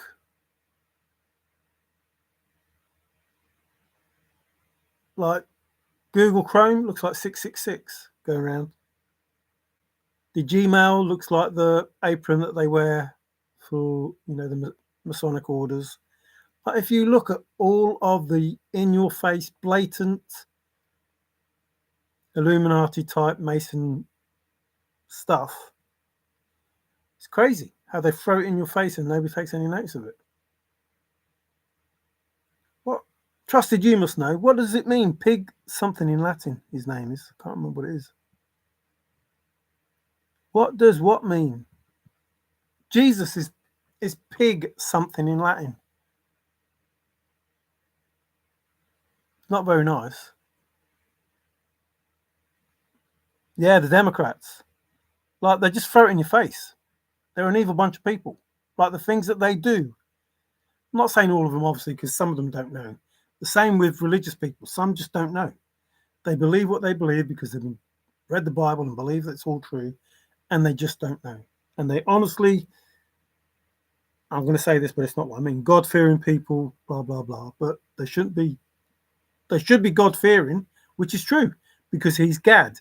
He's an evil deity. So they should be Gad-fearing because he's evil. But they shouldn't be Yahuwah-fearing because Yahuwah is just, pure, kind, loving. So, which is the reason why you shouldn't fear God. You shouldn't fear Yahuwah. You should fear Gad because he's a demonic entity or whatever. So yes, you should fear him. And it's a true statement. But if you're talking about Yahuwah, it would be a false statement. You shouldn't fear him. And that's the contradiction between being God-fearing. When you think of him as a loving and just deity, you shouldn't fear him. But you should fear him because he's the god of fortune, Gad of fortune, or Gawd, Gawd. So you're led to believe these evil entities or these pagan whatever, and you're taken away from the true Father. And that's crazy. And then you stick up for the fact that you say, well, I'm a Christian, so I'm all right, and I go to church, so I'm all right. But it's false. They're Masons. The Vatican is a lie. And it will be, not too far away, shown for what it is. And I was right about, the Pope passing, and I'll be right about this. Because it's true. This is the time of truth. And if you fail to say the truth now, you will fail the test. And this is not me judging anyone. I don't give a shit. I don't care. But I do care that we live in a world where I can trust what people are saying. I can believe the information I'm getting is the truth. That I'm not living in a world where I have to try and not second guess, because I don't try and second guess. I have to work out if you can be trusted or not. Now I rely on my intuition.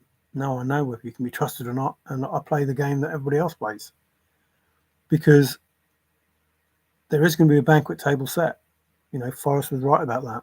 There will be a banquet table, and it will be set in the presence of thine enemies, as we're told. And they will have to watch for trying to go against the Creator. Everything that he wanted, everything that he set up, everything that was supposed to happen the way that he planned it.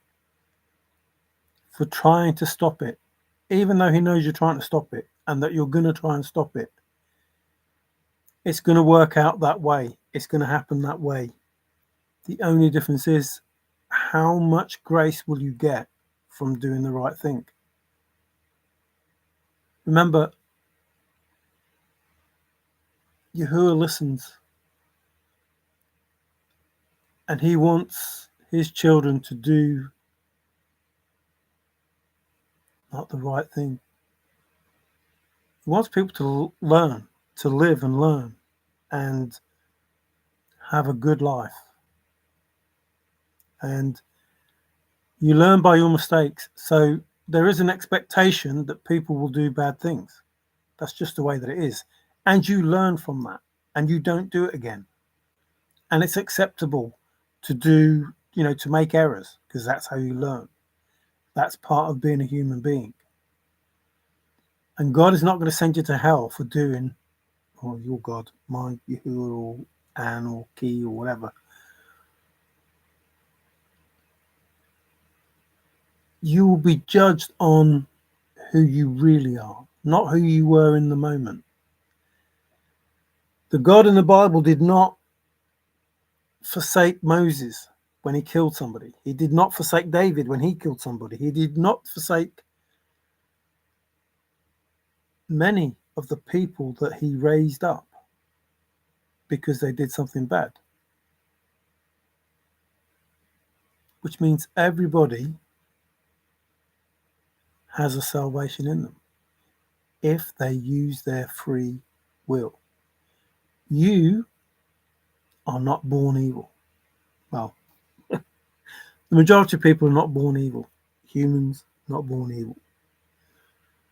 And then you either inherit some of the ways of your father or mother, and then you are taught to do evil things, or you fall into doing evil things. But there is always salvation from those things, as long as you do the work. There are no shortcuts. So finding the Father is easy if you're prepared to do the work.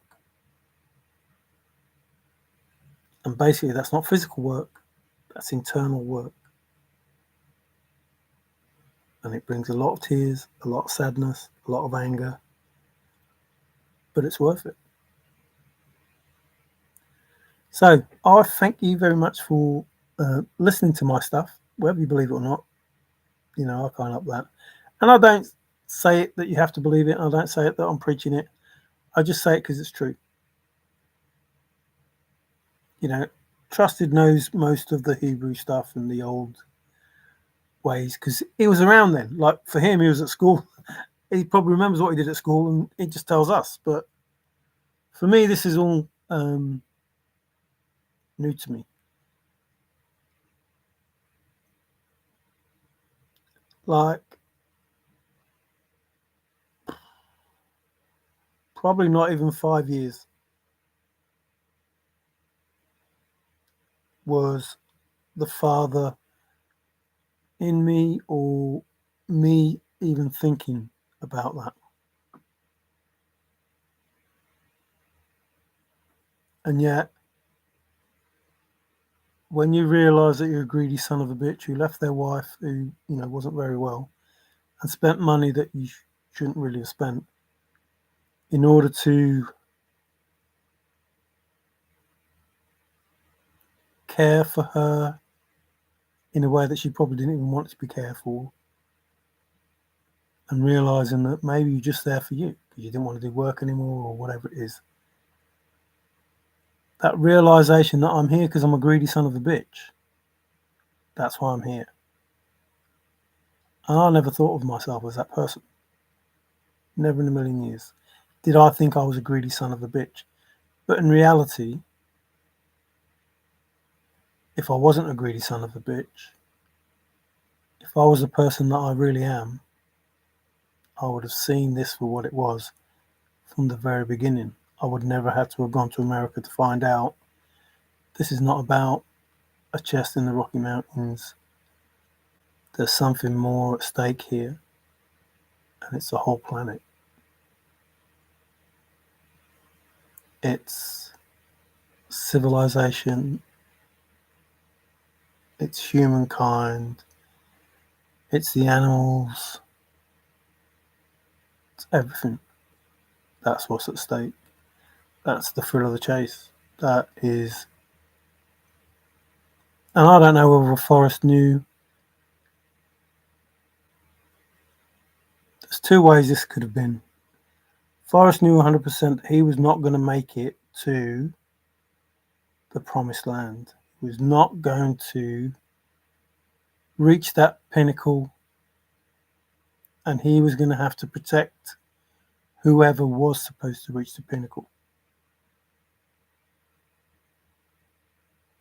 or he just wanted it for himself.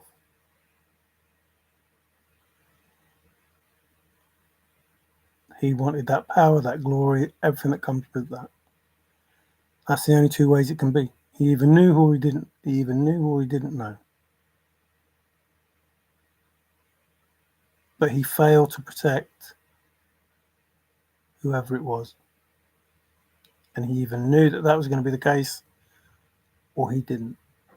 Once they find it, it's theirs. The finder will keep it, as far as it's concerned, whatever it was. And once they find it, it's out of my hands. Don't trust anyone, not even me. Once they find it, it's out of my hands.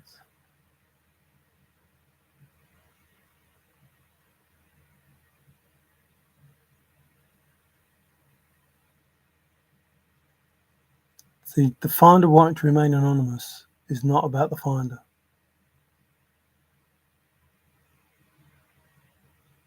Not the way that we understand it.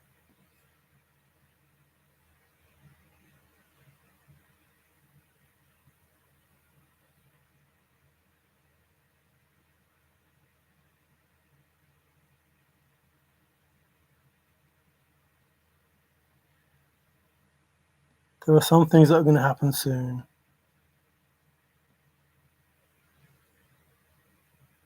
You know,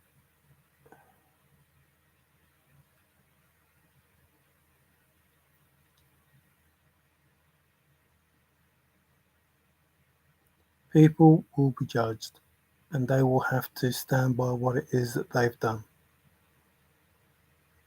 Or they will repent and stand by what it is that they've done. That's the only way that it is. And people looking from the outside will judge them. They will get angry and they will, do what people do. I don't want anyone to get hurt. I didn't want anyone to, suffer. I said that.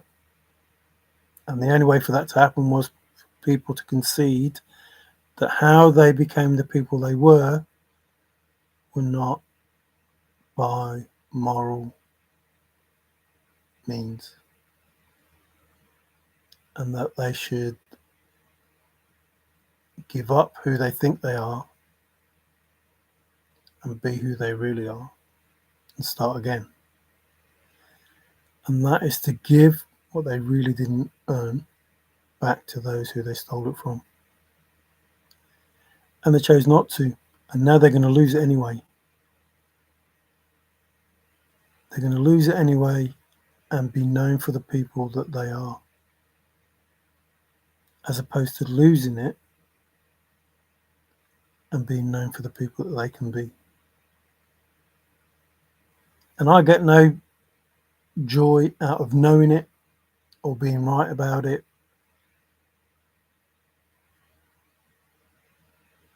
I wanted it to be, nothing's going to be ideal and nothing's going to please everybody.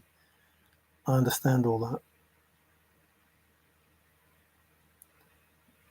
But we need to be in a world where we can trust whoever it is that is next to us. We can trust whoever it is that is supposed to be looking after us.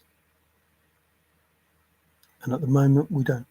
Because the people in charge of us are either bought or blackmailed. The majority, not everyone. They're either bought or blackmailed. No. Yeah. Bribed or blackmailed.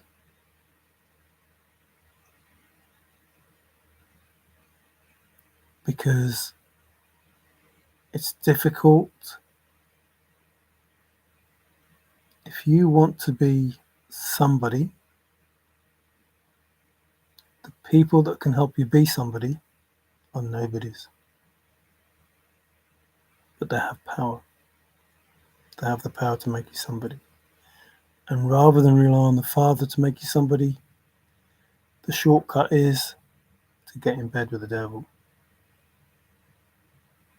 And we were warned in the Bible, in the books, that was going to be the case. And again, I'm not, I don't read the Bible, but those phrases that are mentioned like stick with you, and you think, oh, hang on, we were told that. So we're in the point now where the first are going to be last. Those people at the top are going to be last, and those that were at the bottom are going to be first. We're in the point where the meek shall inherit the earth, and it wasn't the meek, it's the righteous will inherit the earth. Something that was changed from what Enoch wrote. Enoch? Yeah, Enoch. The righteous will inherit the earth. The righteous will, didn't say inherit the earth. It was changed to the meek will inherit the earth. So Enoch talked about the chosen. He talked about the people that will wake up. And he's one of the ones that went to the Father without dying, which seems impossible.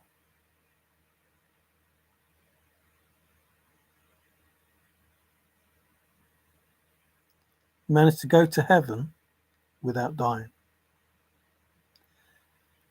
As above, so below, as within, so without. So if Enoch and someone else, can't remember, there were three of them, and now I'm only down to one.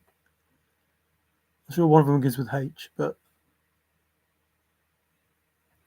if Enoch managed to go to the Father without dying, then there must be a heaven. Must be. There must be a realm that you can get to without your body ceasing to exist and freeing your soul to return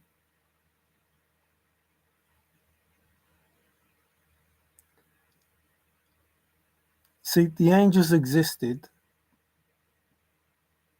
more than 2,000 years ago, and the angels exist now.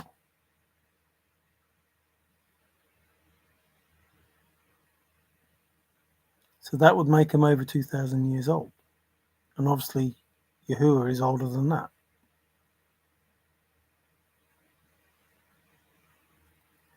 How old can an angel be? How long will an angel live? How long will your ancestors live? Like, people are guided by their ancestors.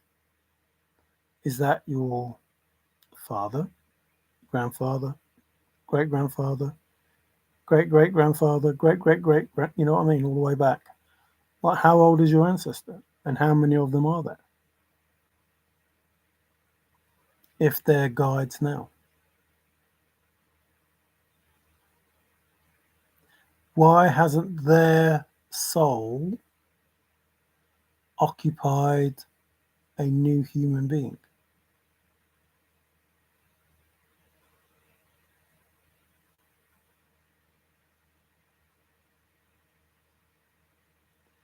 So there's lots of answers, lots of questions. The answers I already know was in the poem. If you know the answer, then you never have to worry about anything. So just think about that. If you know the answer, you never have to worry about anything. Well, we know that someone knows the answer, Yahuwah, because apparently he wrote the Bible, and in the Bible there are revelations, which means everything is going to happen the way that it's been written. So everything is known and everything's going to happen that way. So if we believe that everything is known and that Yahuwah wants only the best for us, then we don't need to make the decisions. Yahuwah will make them, because he said, give me your burdens. So if you have burdens, you give them to Yahuwah, and he takes care of them for you. Now, they might not happen today, they might not happen tomorrow, they might not happen next week. But you have to have faith that they will happen. So first, know thyself.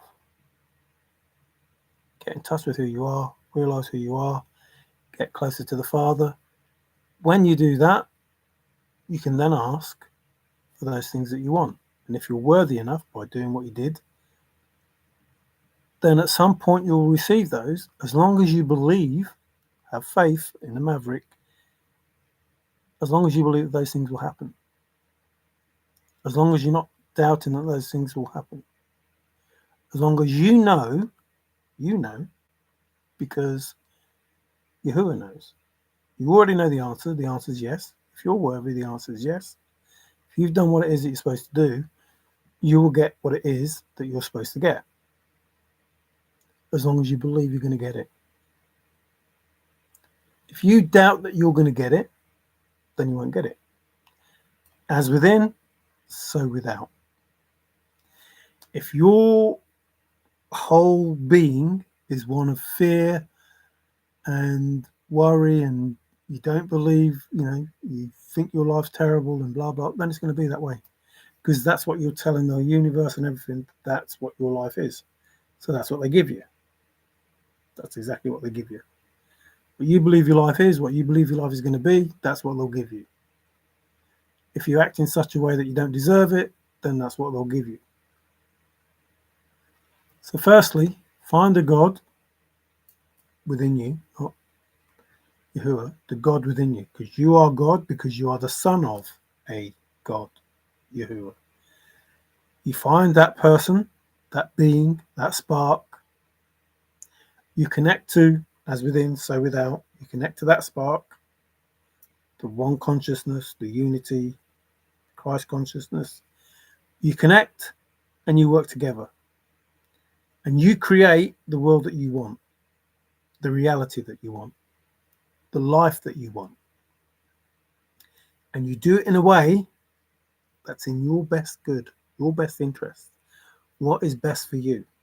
The life that you want. But you want that life not at the expense of someone else. If anything, you want them to prosper. Along with you, better than you, it doesn't matter. But if everything that you want is at the detriment to someone else, then the judging will take place and you will lose whatever it is that you have to what you don't want the other person to have. So whatever it is that you don't want them to have, that's what you won't have, which is what's happening now. If you don't want me to be rich, you won't be rich. If you don't want to have a nice house, you won't have a nice house. If you don't want to have a nice car, you won't have a nice car. Everything that you are trying to deny what Father wants to give, he will take it from you and give it to them.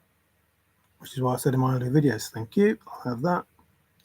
Because you're giving it away. The money that people have spent traveling around the world, paying people to do these spells, they could have helped themselves and a lot of other people. In fact, I go so far as to say, if you'd have just given the money to me, you'd have been in a better position. Seriously, if you'd have just gone, actually, there you go, Mario, or whoever it is, doesn't matter, whoever it was, there you go, sorry, you'd be in a better position. But by trying to take down me or whoever it is, whoever it was, by making all those trips to Australia and New Orleans and wherever it is that you went, doesn't matter. By making those trips and spending that money and it not work, you'd have been better off just giving off that money or giving what you stole or stop, with the moon magic and the voodoos. Oh, by the way, how's that going? Say hi to the doll for me. I imagine that at this point in time, you're able to speak to it or it's able to speak to you. So there's so much that I know about what's going on. It's crazy.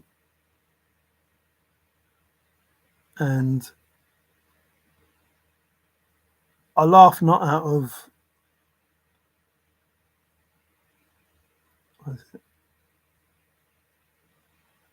thinking that I'm better than anyone or whatever. I'm laughing because you keep doing the stuff that you've been told doesn't work to the point that it's hurting you. And that then makes it funny, not because you're being hurt, but because you haven't stopped. Like, that's the hard bit. That's the bit that's hard to understand. That's the bit that makes it funny. It's like, what? So of the 8 that were beneath the bed, if there was 8, I can't remember. You know, and the ones in the woods and that. The one that went missing.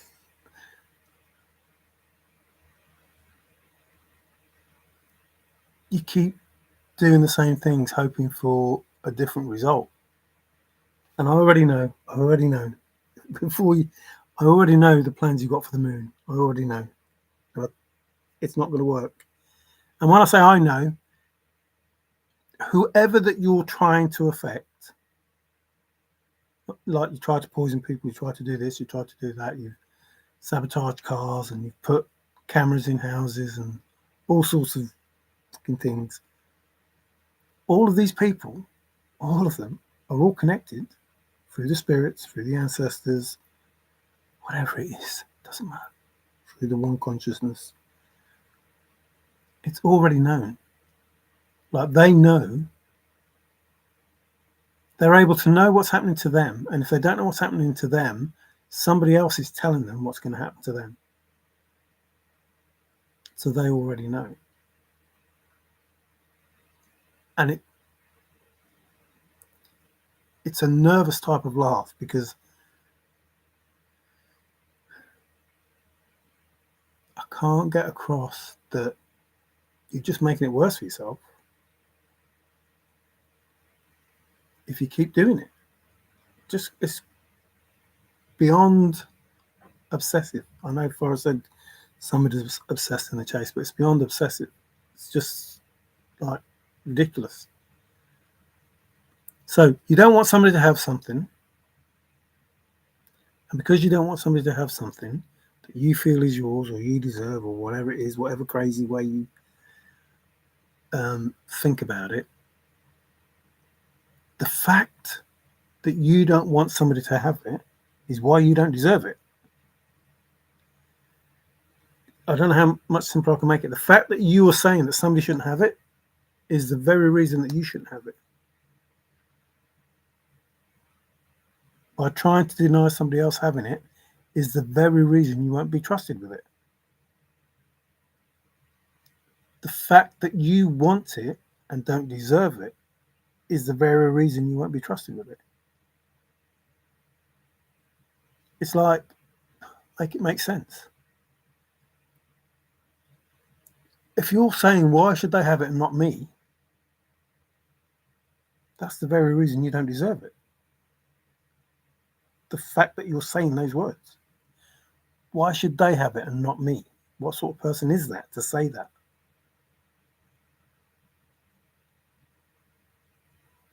So there are things that you say and do. Try and blame the person that you're picking on. When if you just turn it around, you'll see why those things that are happening to you are happening to you for a reason. And the things that are happening to other people are happening to them for a reason. And if good things are happening to them, it's because they're probably doing good things. Or in some cases, they're doing bad things. Depending on which side it is. But let's call it a pole shift. Like, people talk about the pole shift. What if the pole shift is just the wealth transfer? What if this pole shift is going to change the world so much? Not in the sense of it flipping the world, but in the sense of as above, so below, first, last, etc., meek inheriting the earth. What if it's just that?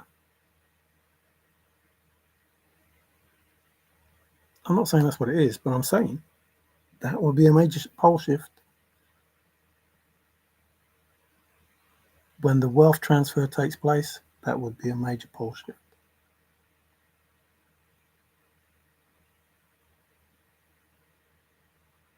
So the best way to get on in life is to know thyself,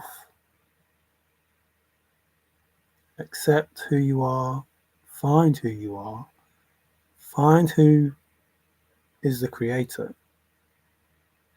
get rid of those things that don't serve your best interest, including people,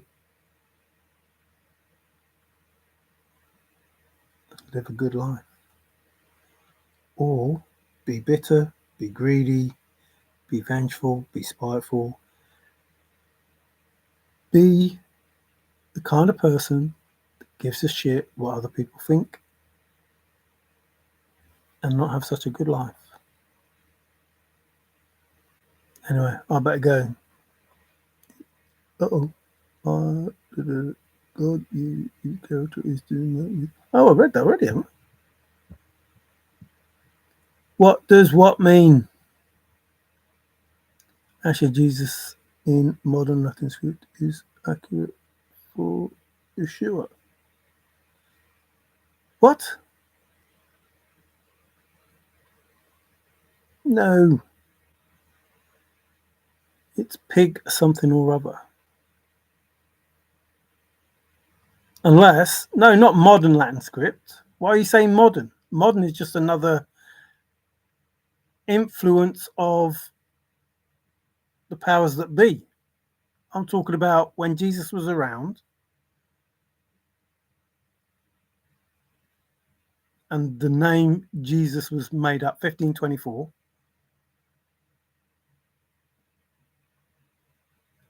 The ancient Latin for Jesus. So they took this ancient Latin, made up this name Jesus to fit this, not took up some modern fucking bullshit and tried to fit the Jesus to the Yeshua. The truth against the truth. So their truth is Jesus against the truth that was when it was supposed to have happened. I was Lucifer, which was the tongue leader. Watching the US Open. Good night, everyone. Ciao. See you later. Yes. The US Open, is that golf or tennis? But everything's the US Open. The US Open this, the US Open that. I have evolution of alphabet chart on my wall. Ooh, the evolution of alphabet. So you'll know there was no vowels. How did you get in? That's just crazy. Yeah, it's pig something. I would check it, but let me see.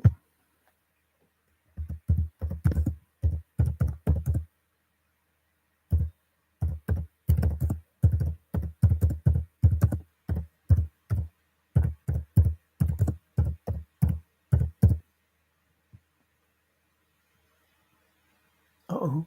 That ain't gonna work, is it? There's no J.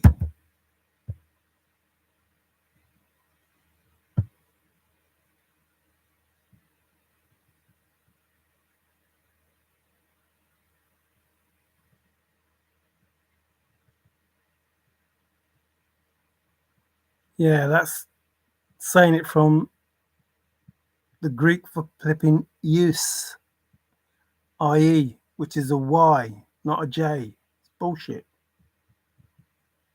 That's why it says Jesus. That's not it.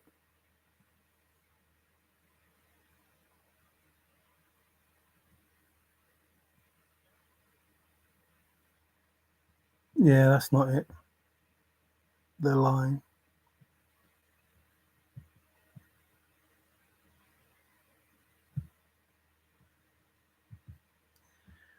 Fair enough.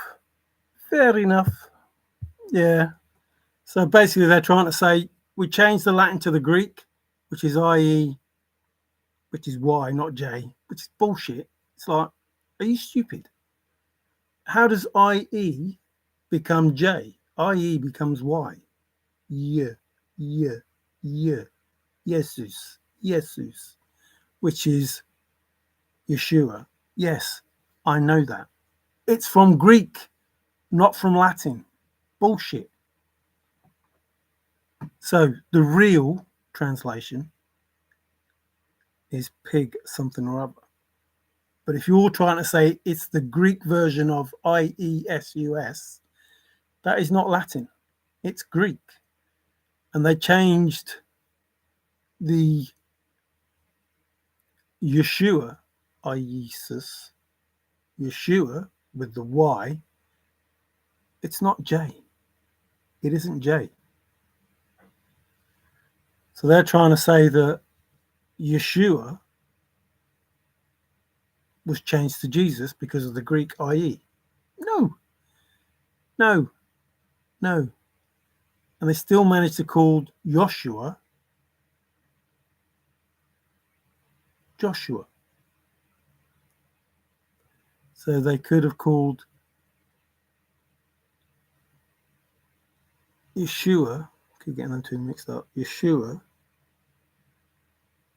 Joshua later on. It never needed to be called Jesus.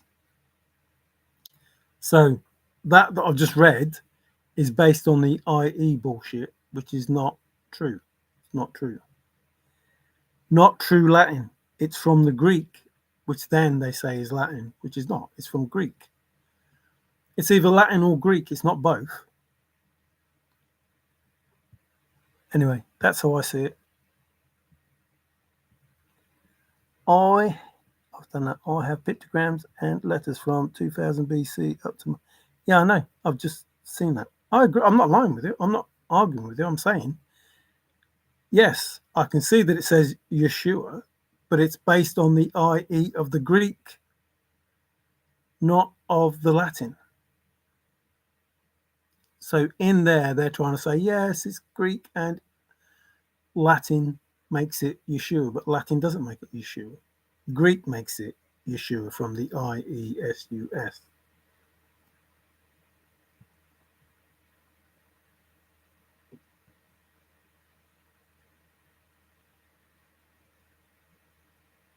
Yeah, well, get the archaic Latin before the Roman and then the modern Latin.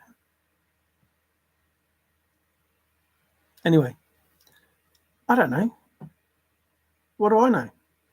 I haven't got an alphabet, but I do know that Greek IESUS is not how you spell Jesus. Ooh. A major shift is unfolding, apparently. And just as I talk about a pole shift, a major shift is unfolding. I wonder what that could be. So I'll leave you with that. Thanks for that, Trusted. I believe everything that you say. I am fully aware that, you still got all your schoolwork with you from, learning your alphabets. No, I'm fully aware that you're very knowledgeable in the area of the ancient world. And I don't deny anything that you say, but I do say that that is Greek. And nothing that you say will change the fact that IESUS came from the Greek way of saying Jesus. I can't get this through to people. There is no need for anybody to spell Jesus in 2000 or the year 33, whatever it is, whenever they're trying to spell Jesus, because there was no J. He was never Jesus. You don't need to translate from Greek Jesus, because his name was not Jesus. His name was Yeshua. Jesus does not exist. He does not exist. He is a non-entity. He never was. He never should have been. His name is Yeshua. The Greek cannot translate it to Jesus because Jesus doesn't exist. they would have to spell Yeshua from his name, Yeshua. Jesus didn't exist until 1524 or whatever, whenever James wrote the fucking version of the Bible, which was a way of insulting him and calling him pig something. I can't remember. I'll find it out. I'll have a word and see what they say. So nobody needs to translate anything to Jesus when he was born, when he was alive, or straight after he died, because his name was Yeshua. Anything that needed to be translated would be translated to Yeshua. Does not need to be translated to Jesus, which is another name for Yeshua, because no, it's not. It just isn't. Yeshua is another name for Yeshua and does not need to be translated to anything. Trusted. If you go to China, guess what they're going to call you? They're going to call you Trusted. If I go to China, they're going to call me Mario. If Jesus went to China, not Jesus, if Yeshua went to China, they would call him Yeshua, because they would say, "What's your name, mate?" And he'd go, "Yeshua." And they say, "Oh, Yeshua." And they call him Yeshua. There's no translation needed. His name's Yeshua. He's called Yeshua, that's it. Just like Yahuwah is called Yahuwah, that's it. He's not called God. He's not called Lord. He's called Yahuwah. And Yeshua is called Yeshua. And there is no need for any translation that brings in the word Jesus. None. None. You just call him by his name. Pontius Pilate didn't go over to Egypt and they called him something else. Moses didn't travel wherever he traveled and they called him something else. Even if it was a different... Hadrian didn't travel to bloody Scotland and change his name. They called him Hadrian because that was his name. What's that song? Yin Tintings, whatever it is. That's not my name. That's not my name. That was him. He must have said it then. That's not my name. Whoa. Why have you called him the King of the Jews? Because that's what he said he was. What are they called? Chad. Oh, I can't remember now. Them bad Jews. Chadders? Those ones in the Illuminati. Can't remember who they are now. Is it Chadders? I'll leave it that. Trusted will know. Something like that they're called. The bad Jews. The ones that want to rule everything.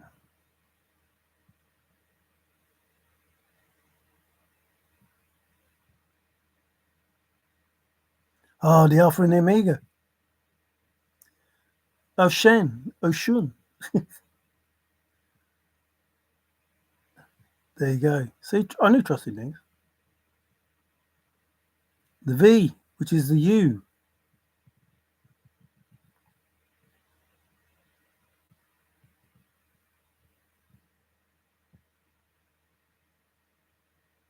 There is no Jesus. There was no J. Stop it, trusted. There was no J. There was no J until the 1500s. Jesus does not exist as a name at all, anywhere. Anywhere before 1500s. There is no J. There's no Joseph and Mary. There's no J. There's no Judas. There's no J. There's no John. There's no J. There's no James. There's no J. There is no J. There is no J. When James wrote the Bible, King James Version, that's when all the J's came out. That's when all the J's came out. Before then, all those names they wrote, they didn't exist. They didn't exist. There's no J. Stop it. No J. Jesus did not exist before 1500s. John did not exist before 1500s. James did not exist before 1500s. Judas did not exist before 1500s. There was no J. Stop it. A Y, yes, maybe Judas, maybe Jon, Johann, anything. But there was no J. It did not exist. So nobody needs to put in another name, another letter for a J that did not exist. It didn't exist.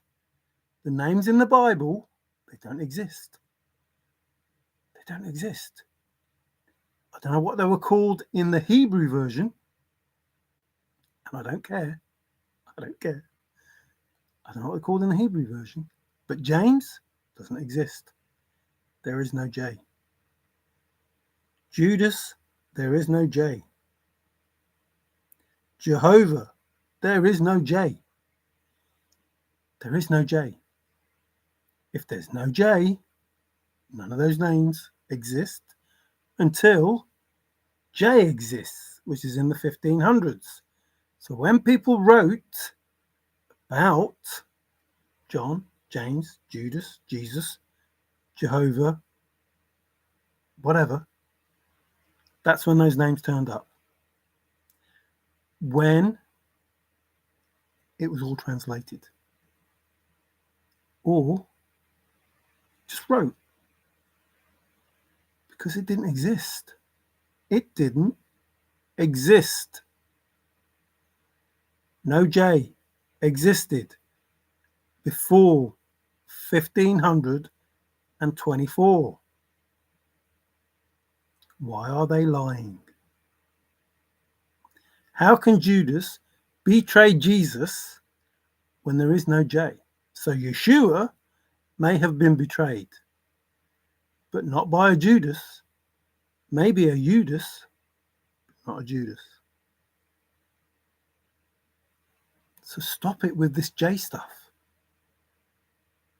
It didn't exist. The letter didn't exist until King James, a J, wrote a version of the Bible, which was English, that translated it for us and came out with all these J's that had only just been found.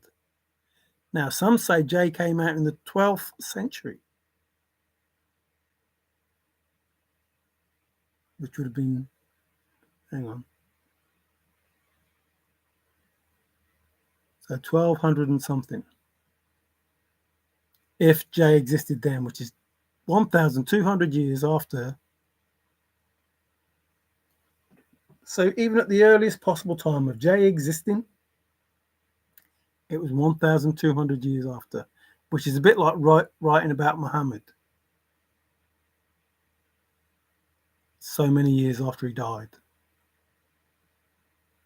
making this story up about a flipping religion of this bloke that, and this square black flipping doodah that, what was his name? Abraham? Anyway, I'm going because now I'm starting to talk about stuff that I don't care about. I don't care. It makes no difference. I know there is some holy stuff in that Bible that is true. And I know there is some bullshit in that Bible that is not true. So I choose to believe that religion is fabricated by these people. And that's the only important thing you need to know. Religion is fabricated. It's made up. It's not for you, listen, it's not for you to worship Father, Mother, the creator of all living things, the king of the highest mountain, source, universe, whatever it is you want to believe. It's not designed for you to show your love and affection and worship of the one true creator. It's designed to take you away from that. That's what religion is for. So I don't give a shit about it. The scripture, that's a little bit different. I tend to believe that more than I do the bullshit Bible. Not that all the Bible is bullshit, but the part of the Bible that is bullshit. Because it doesn't say in the beginning God created blah, blah, blah. It says the sky or the firmament. He created the firmament. Whatever it is that he says he created. Like the original writing and the writing that I read, two different things. So I tend to ignore the BS and believe Father, because Father knows everything. And Father, not being a mortal person, does not lie. He does not lie. So I know, if the Father says it, it must be true. It must be true. If the Father says it.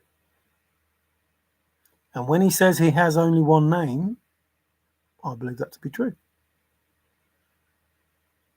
And when he says that name, Elohim, Nin, N-I-N, as I see it, Yahuwah, as Hebrews see it, or however that goes, and that his son, Yeshua, I believe that to be true. And when he tells us that you best call him by that name, because if you get led astray, call him anything else, not going to be happy. So, as, I don't know, maybe I'm a watchman, I believe that because I know this information, it is my duty to tell people. So I tell people. All the other BS that goes with it, I don't care. It's not important. It's only important, the other BS, it's only important if you think that it's there to help you. If not, get the original Bible. Get the original Bible and read that. Translate it. I'm sure. No, I'm not sure.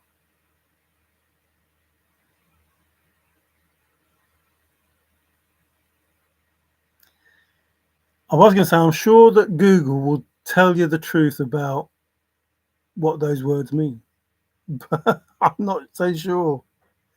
It may just translate it to the King James Version of the Bible.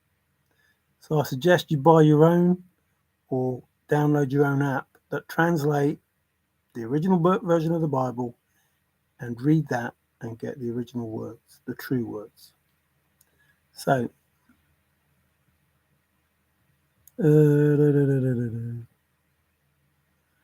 Jesus first lesson. I know I went through the same argument when I first started looking at ancient names. So should I tell you God is actually Cod? Well, God is actually Gad, but it could be Cod. But Gaad and Gaw, that's why people say Gord, Gawd, which is the Gad, the deity of fortune, which is why it's on your money. In this evil person we trust, which is what all that dollar bill, Illuminati, blah, blah, blah crap is about. You're not. It's God's country because it's God's country. It's the fortune, blah, blah, blah. When they're talking about God, they're talking about this demon. They're not talking about or devil or whatever it is. They're not talking about Yahuwah. They're not. His name is incorrect from the beginning. They're setting up. Look, I'm not going to take the blame, but it's come from England. It's come from here. Beginning with G, whatever their name is, these rich people. Can't remember. They went around the world destroying all the information. And then they gave the world back to them. Africa, China, whatever.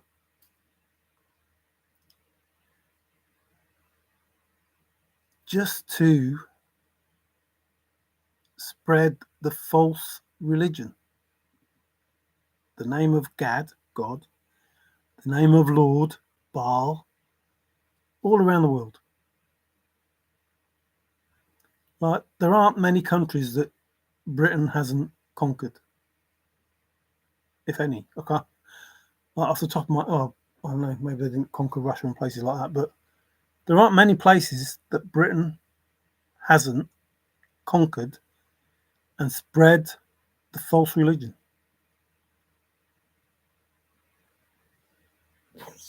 Confirmation, including the Knights Templar.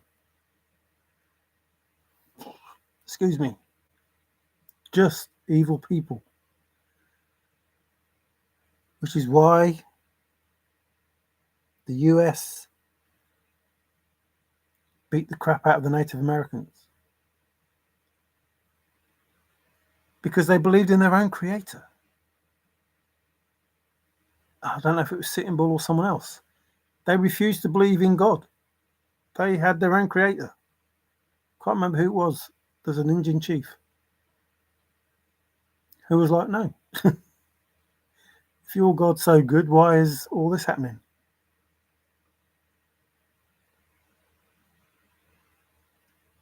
I live in harmony with the earth, etc., etc., etc.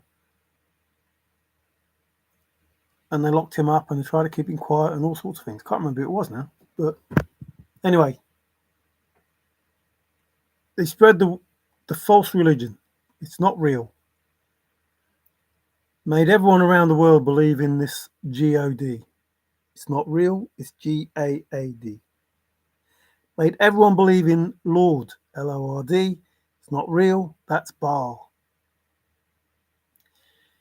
Thousands of times that word Lord is in the Bible.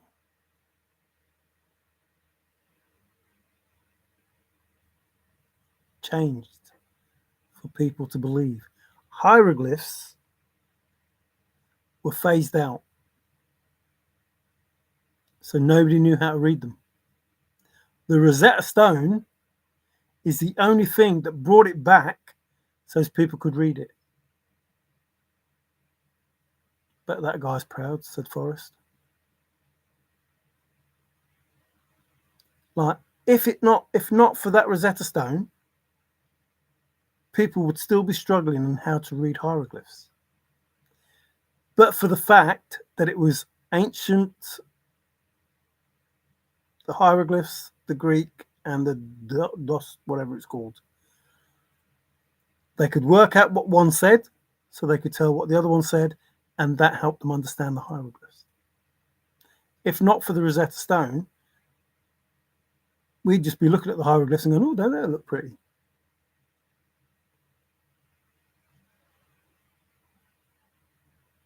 Isn't that amazing?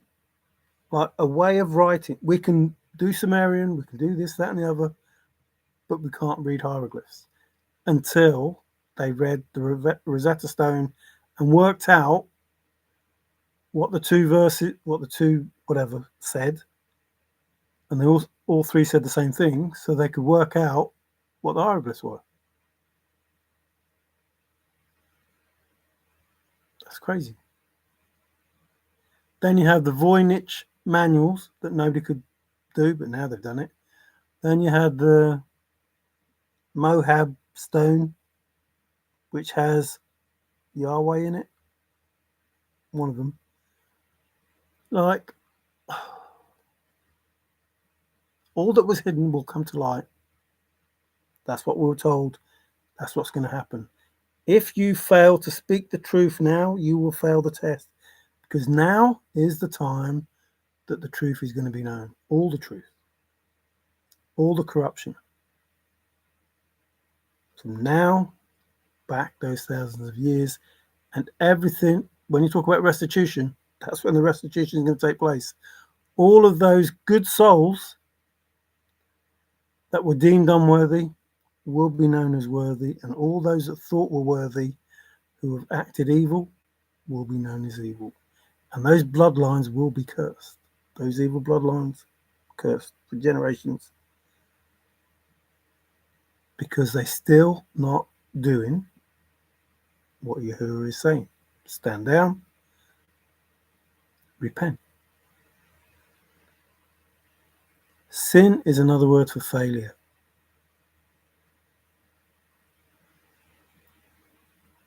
The wage of sin is death. You will have eternal life through Yahuwah. If you fail, which is sin, if you fail, you won't. You will die the death that you die.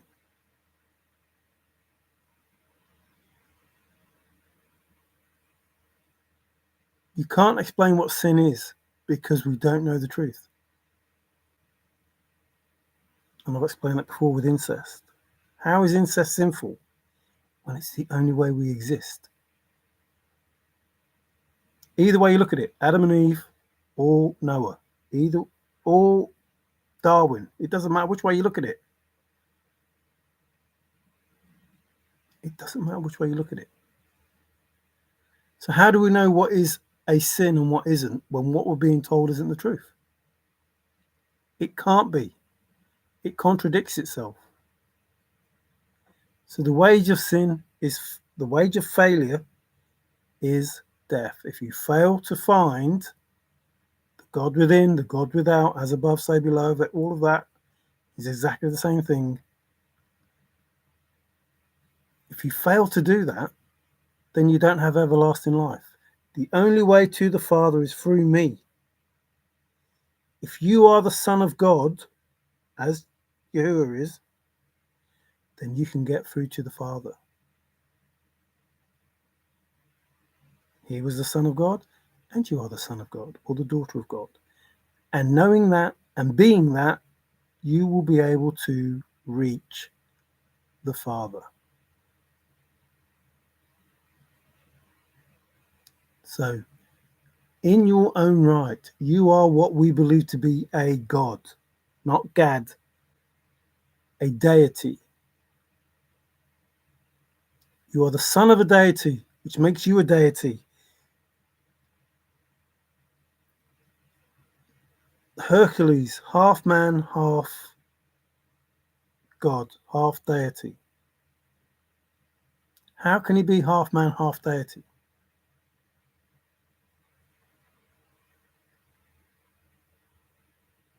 In the very same way that we can be. I am a man, but I am the son of my Father, which makes me a God, the enemy, I'm the vessel, that must be the wine that's inside. So the soul inside me is the God part of me, and the vessel is the man part of me. If Hercules has the power of mind, the imagination of the Father, then he will be very powerful indeed. And so would Samson.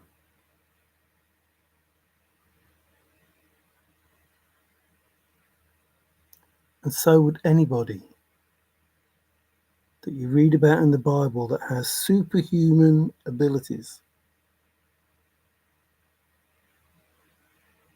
Because all of them, who had faith, had power. And all of them were unbeatable.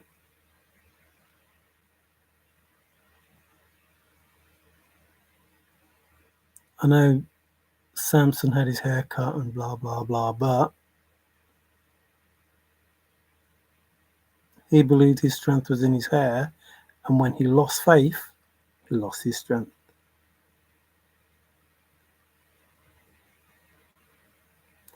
And when he believed, he tore the temple down, or wherever it was in, even though he was blind. Anyway, I'll leave it there because I think I've said enough. Ancient word for sin meant failure to make a mark, meaning failure to sign, accepting the Torah as law. Well, it's almost the same thing, isn't it? If you if you don't if you don't make that if you don't make that connection, if you don't make that connection, you fail. And therefore that failure is death. You don't have the eternal life that Yeshua promised you. You just don't. Methuselah lived to 900 or whatever. Moses lived to whatever he lived, and Noah lived to whatever he lived. It's amazing that those people that had the faith, that believed it strongly, lived to be stupid ages. Excuse me. Ages that we can't believe. Having kids at stupid ages. Like ages we can't believe. And yet, if they have the faith and the power of the God within and the God without, then anything is possible. Anything. There is nothing that is not possible. Especially, what is it? Imagination. Imagination is more important than knowledge. If you can. If it can be managed, if it can be imagined, it can be done. It will be done. If somebody imagines it, then it's possible, which means time travel is possible because somebody's thought of it. If you have the power to imagine it, you have the power for it to happen. Therefore, it becomes more important than knowledge. It doesn't matter how much you know. So imagine is the same thing as manifest. If you imagine it into existence or manifest it into existence, it is still going to happen. And if your faith is strong enough, it will happen. And my faith is pretty darn strong. So thank you, Trusted, for playing along with me and understanding some of what I'm saying. And, I bow to your better judgment. I don't give a shit if I'm wrong. I say what I know to be true, what I believe to be true. And, I'll stick by what I say. The IE stuff is a whole load of bull, and J didn't exist, so none of those names existed. Which means somebody's lying. They have a reason why they're lying. The reason is religion is bullshit. It's made up to rule us, basically. So as we don't find the Maker, our Father, and become powerful enough to stop them doing what they're doing. That's what this is all about. But they've failed. I mean, they've had a good run. You think they go, oh, look, we've had thousands of years of this. Let's move on. But no, they want to keep the trillions of dollars that they've got, or pounds, whatever it is. They want to keep that and get some more, and they don't want to let go, and they think that they've earned it. What, by enslaving people, you've earned it? By feeding them false information through movies and music and doctors and science, NASA, and all the fake information. Just crazy. Fake media, even. Fake news. Just bought everything. So, thank you. I'm just trying to be helpful. Totally understand. I've been through much of the same. You will go for. Oh, I don't want to go for any more, Trusted. Enough's enough. No, but it is what it is. If you know, then you should say. If you know that Yahuwah is the real name, if you know that Yeshua is the real name, as a watchman, then you are behoved to tell people that what they're doing is incorrect, that their beliefs are not correct. It doesn't make them bad people, for believing what's in the book that they have faith in. They've just been lied to. But they need to know the truth, because our Father wants us to call him by his real name. And if we don't, then we're not going to be looked on favorably. It doesn't matter if you say, I've been a Christian for 50 years. I've gone to church every week. If you're basically insulting him every time you go, and you've never prayed a word to him in your life, that's the truth of it. You've never prayed a word to the Father Creator in your life if you call him God or Lord or Jesus. You just haven't, because they're not who they are. And that's the scary thing, that people will swear up and down that, they're this type of person, and they're probably doing the worst thing that they can do. They're like calling you untrusted. Oh, you're untrusted, you are. No, I'm not untrusted. No, you're not. You're untrusted. So, why would you say that? Well, somebody told me you're untrusted. Anyway, thank you for being helpful. Have a great night, whoever's still here. I know there's me, you, and two others. Me, you, and a dog named Sue. No, me, you, and a something.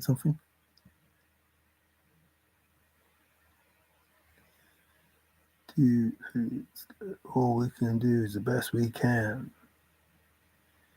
Yeshua? I thought it was Yeshua, as in Yahuwah.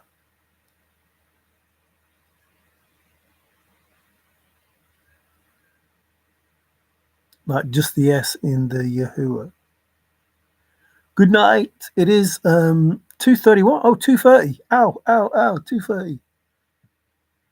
If the person who's not connecting out of respect, it's fine. It's good. I have as much respect and admiration for you as you maybe have for me. So all good with that.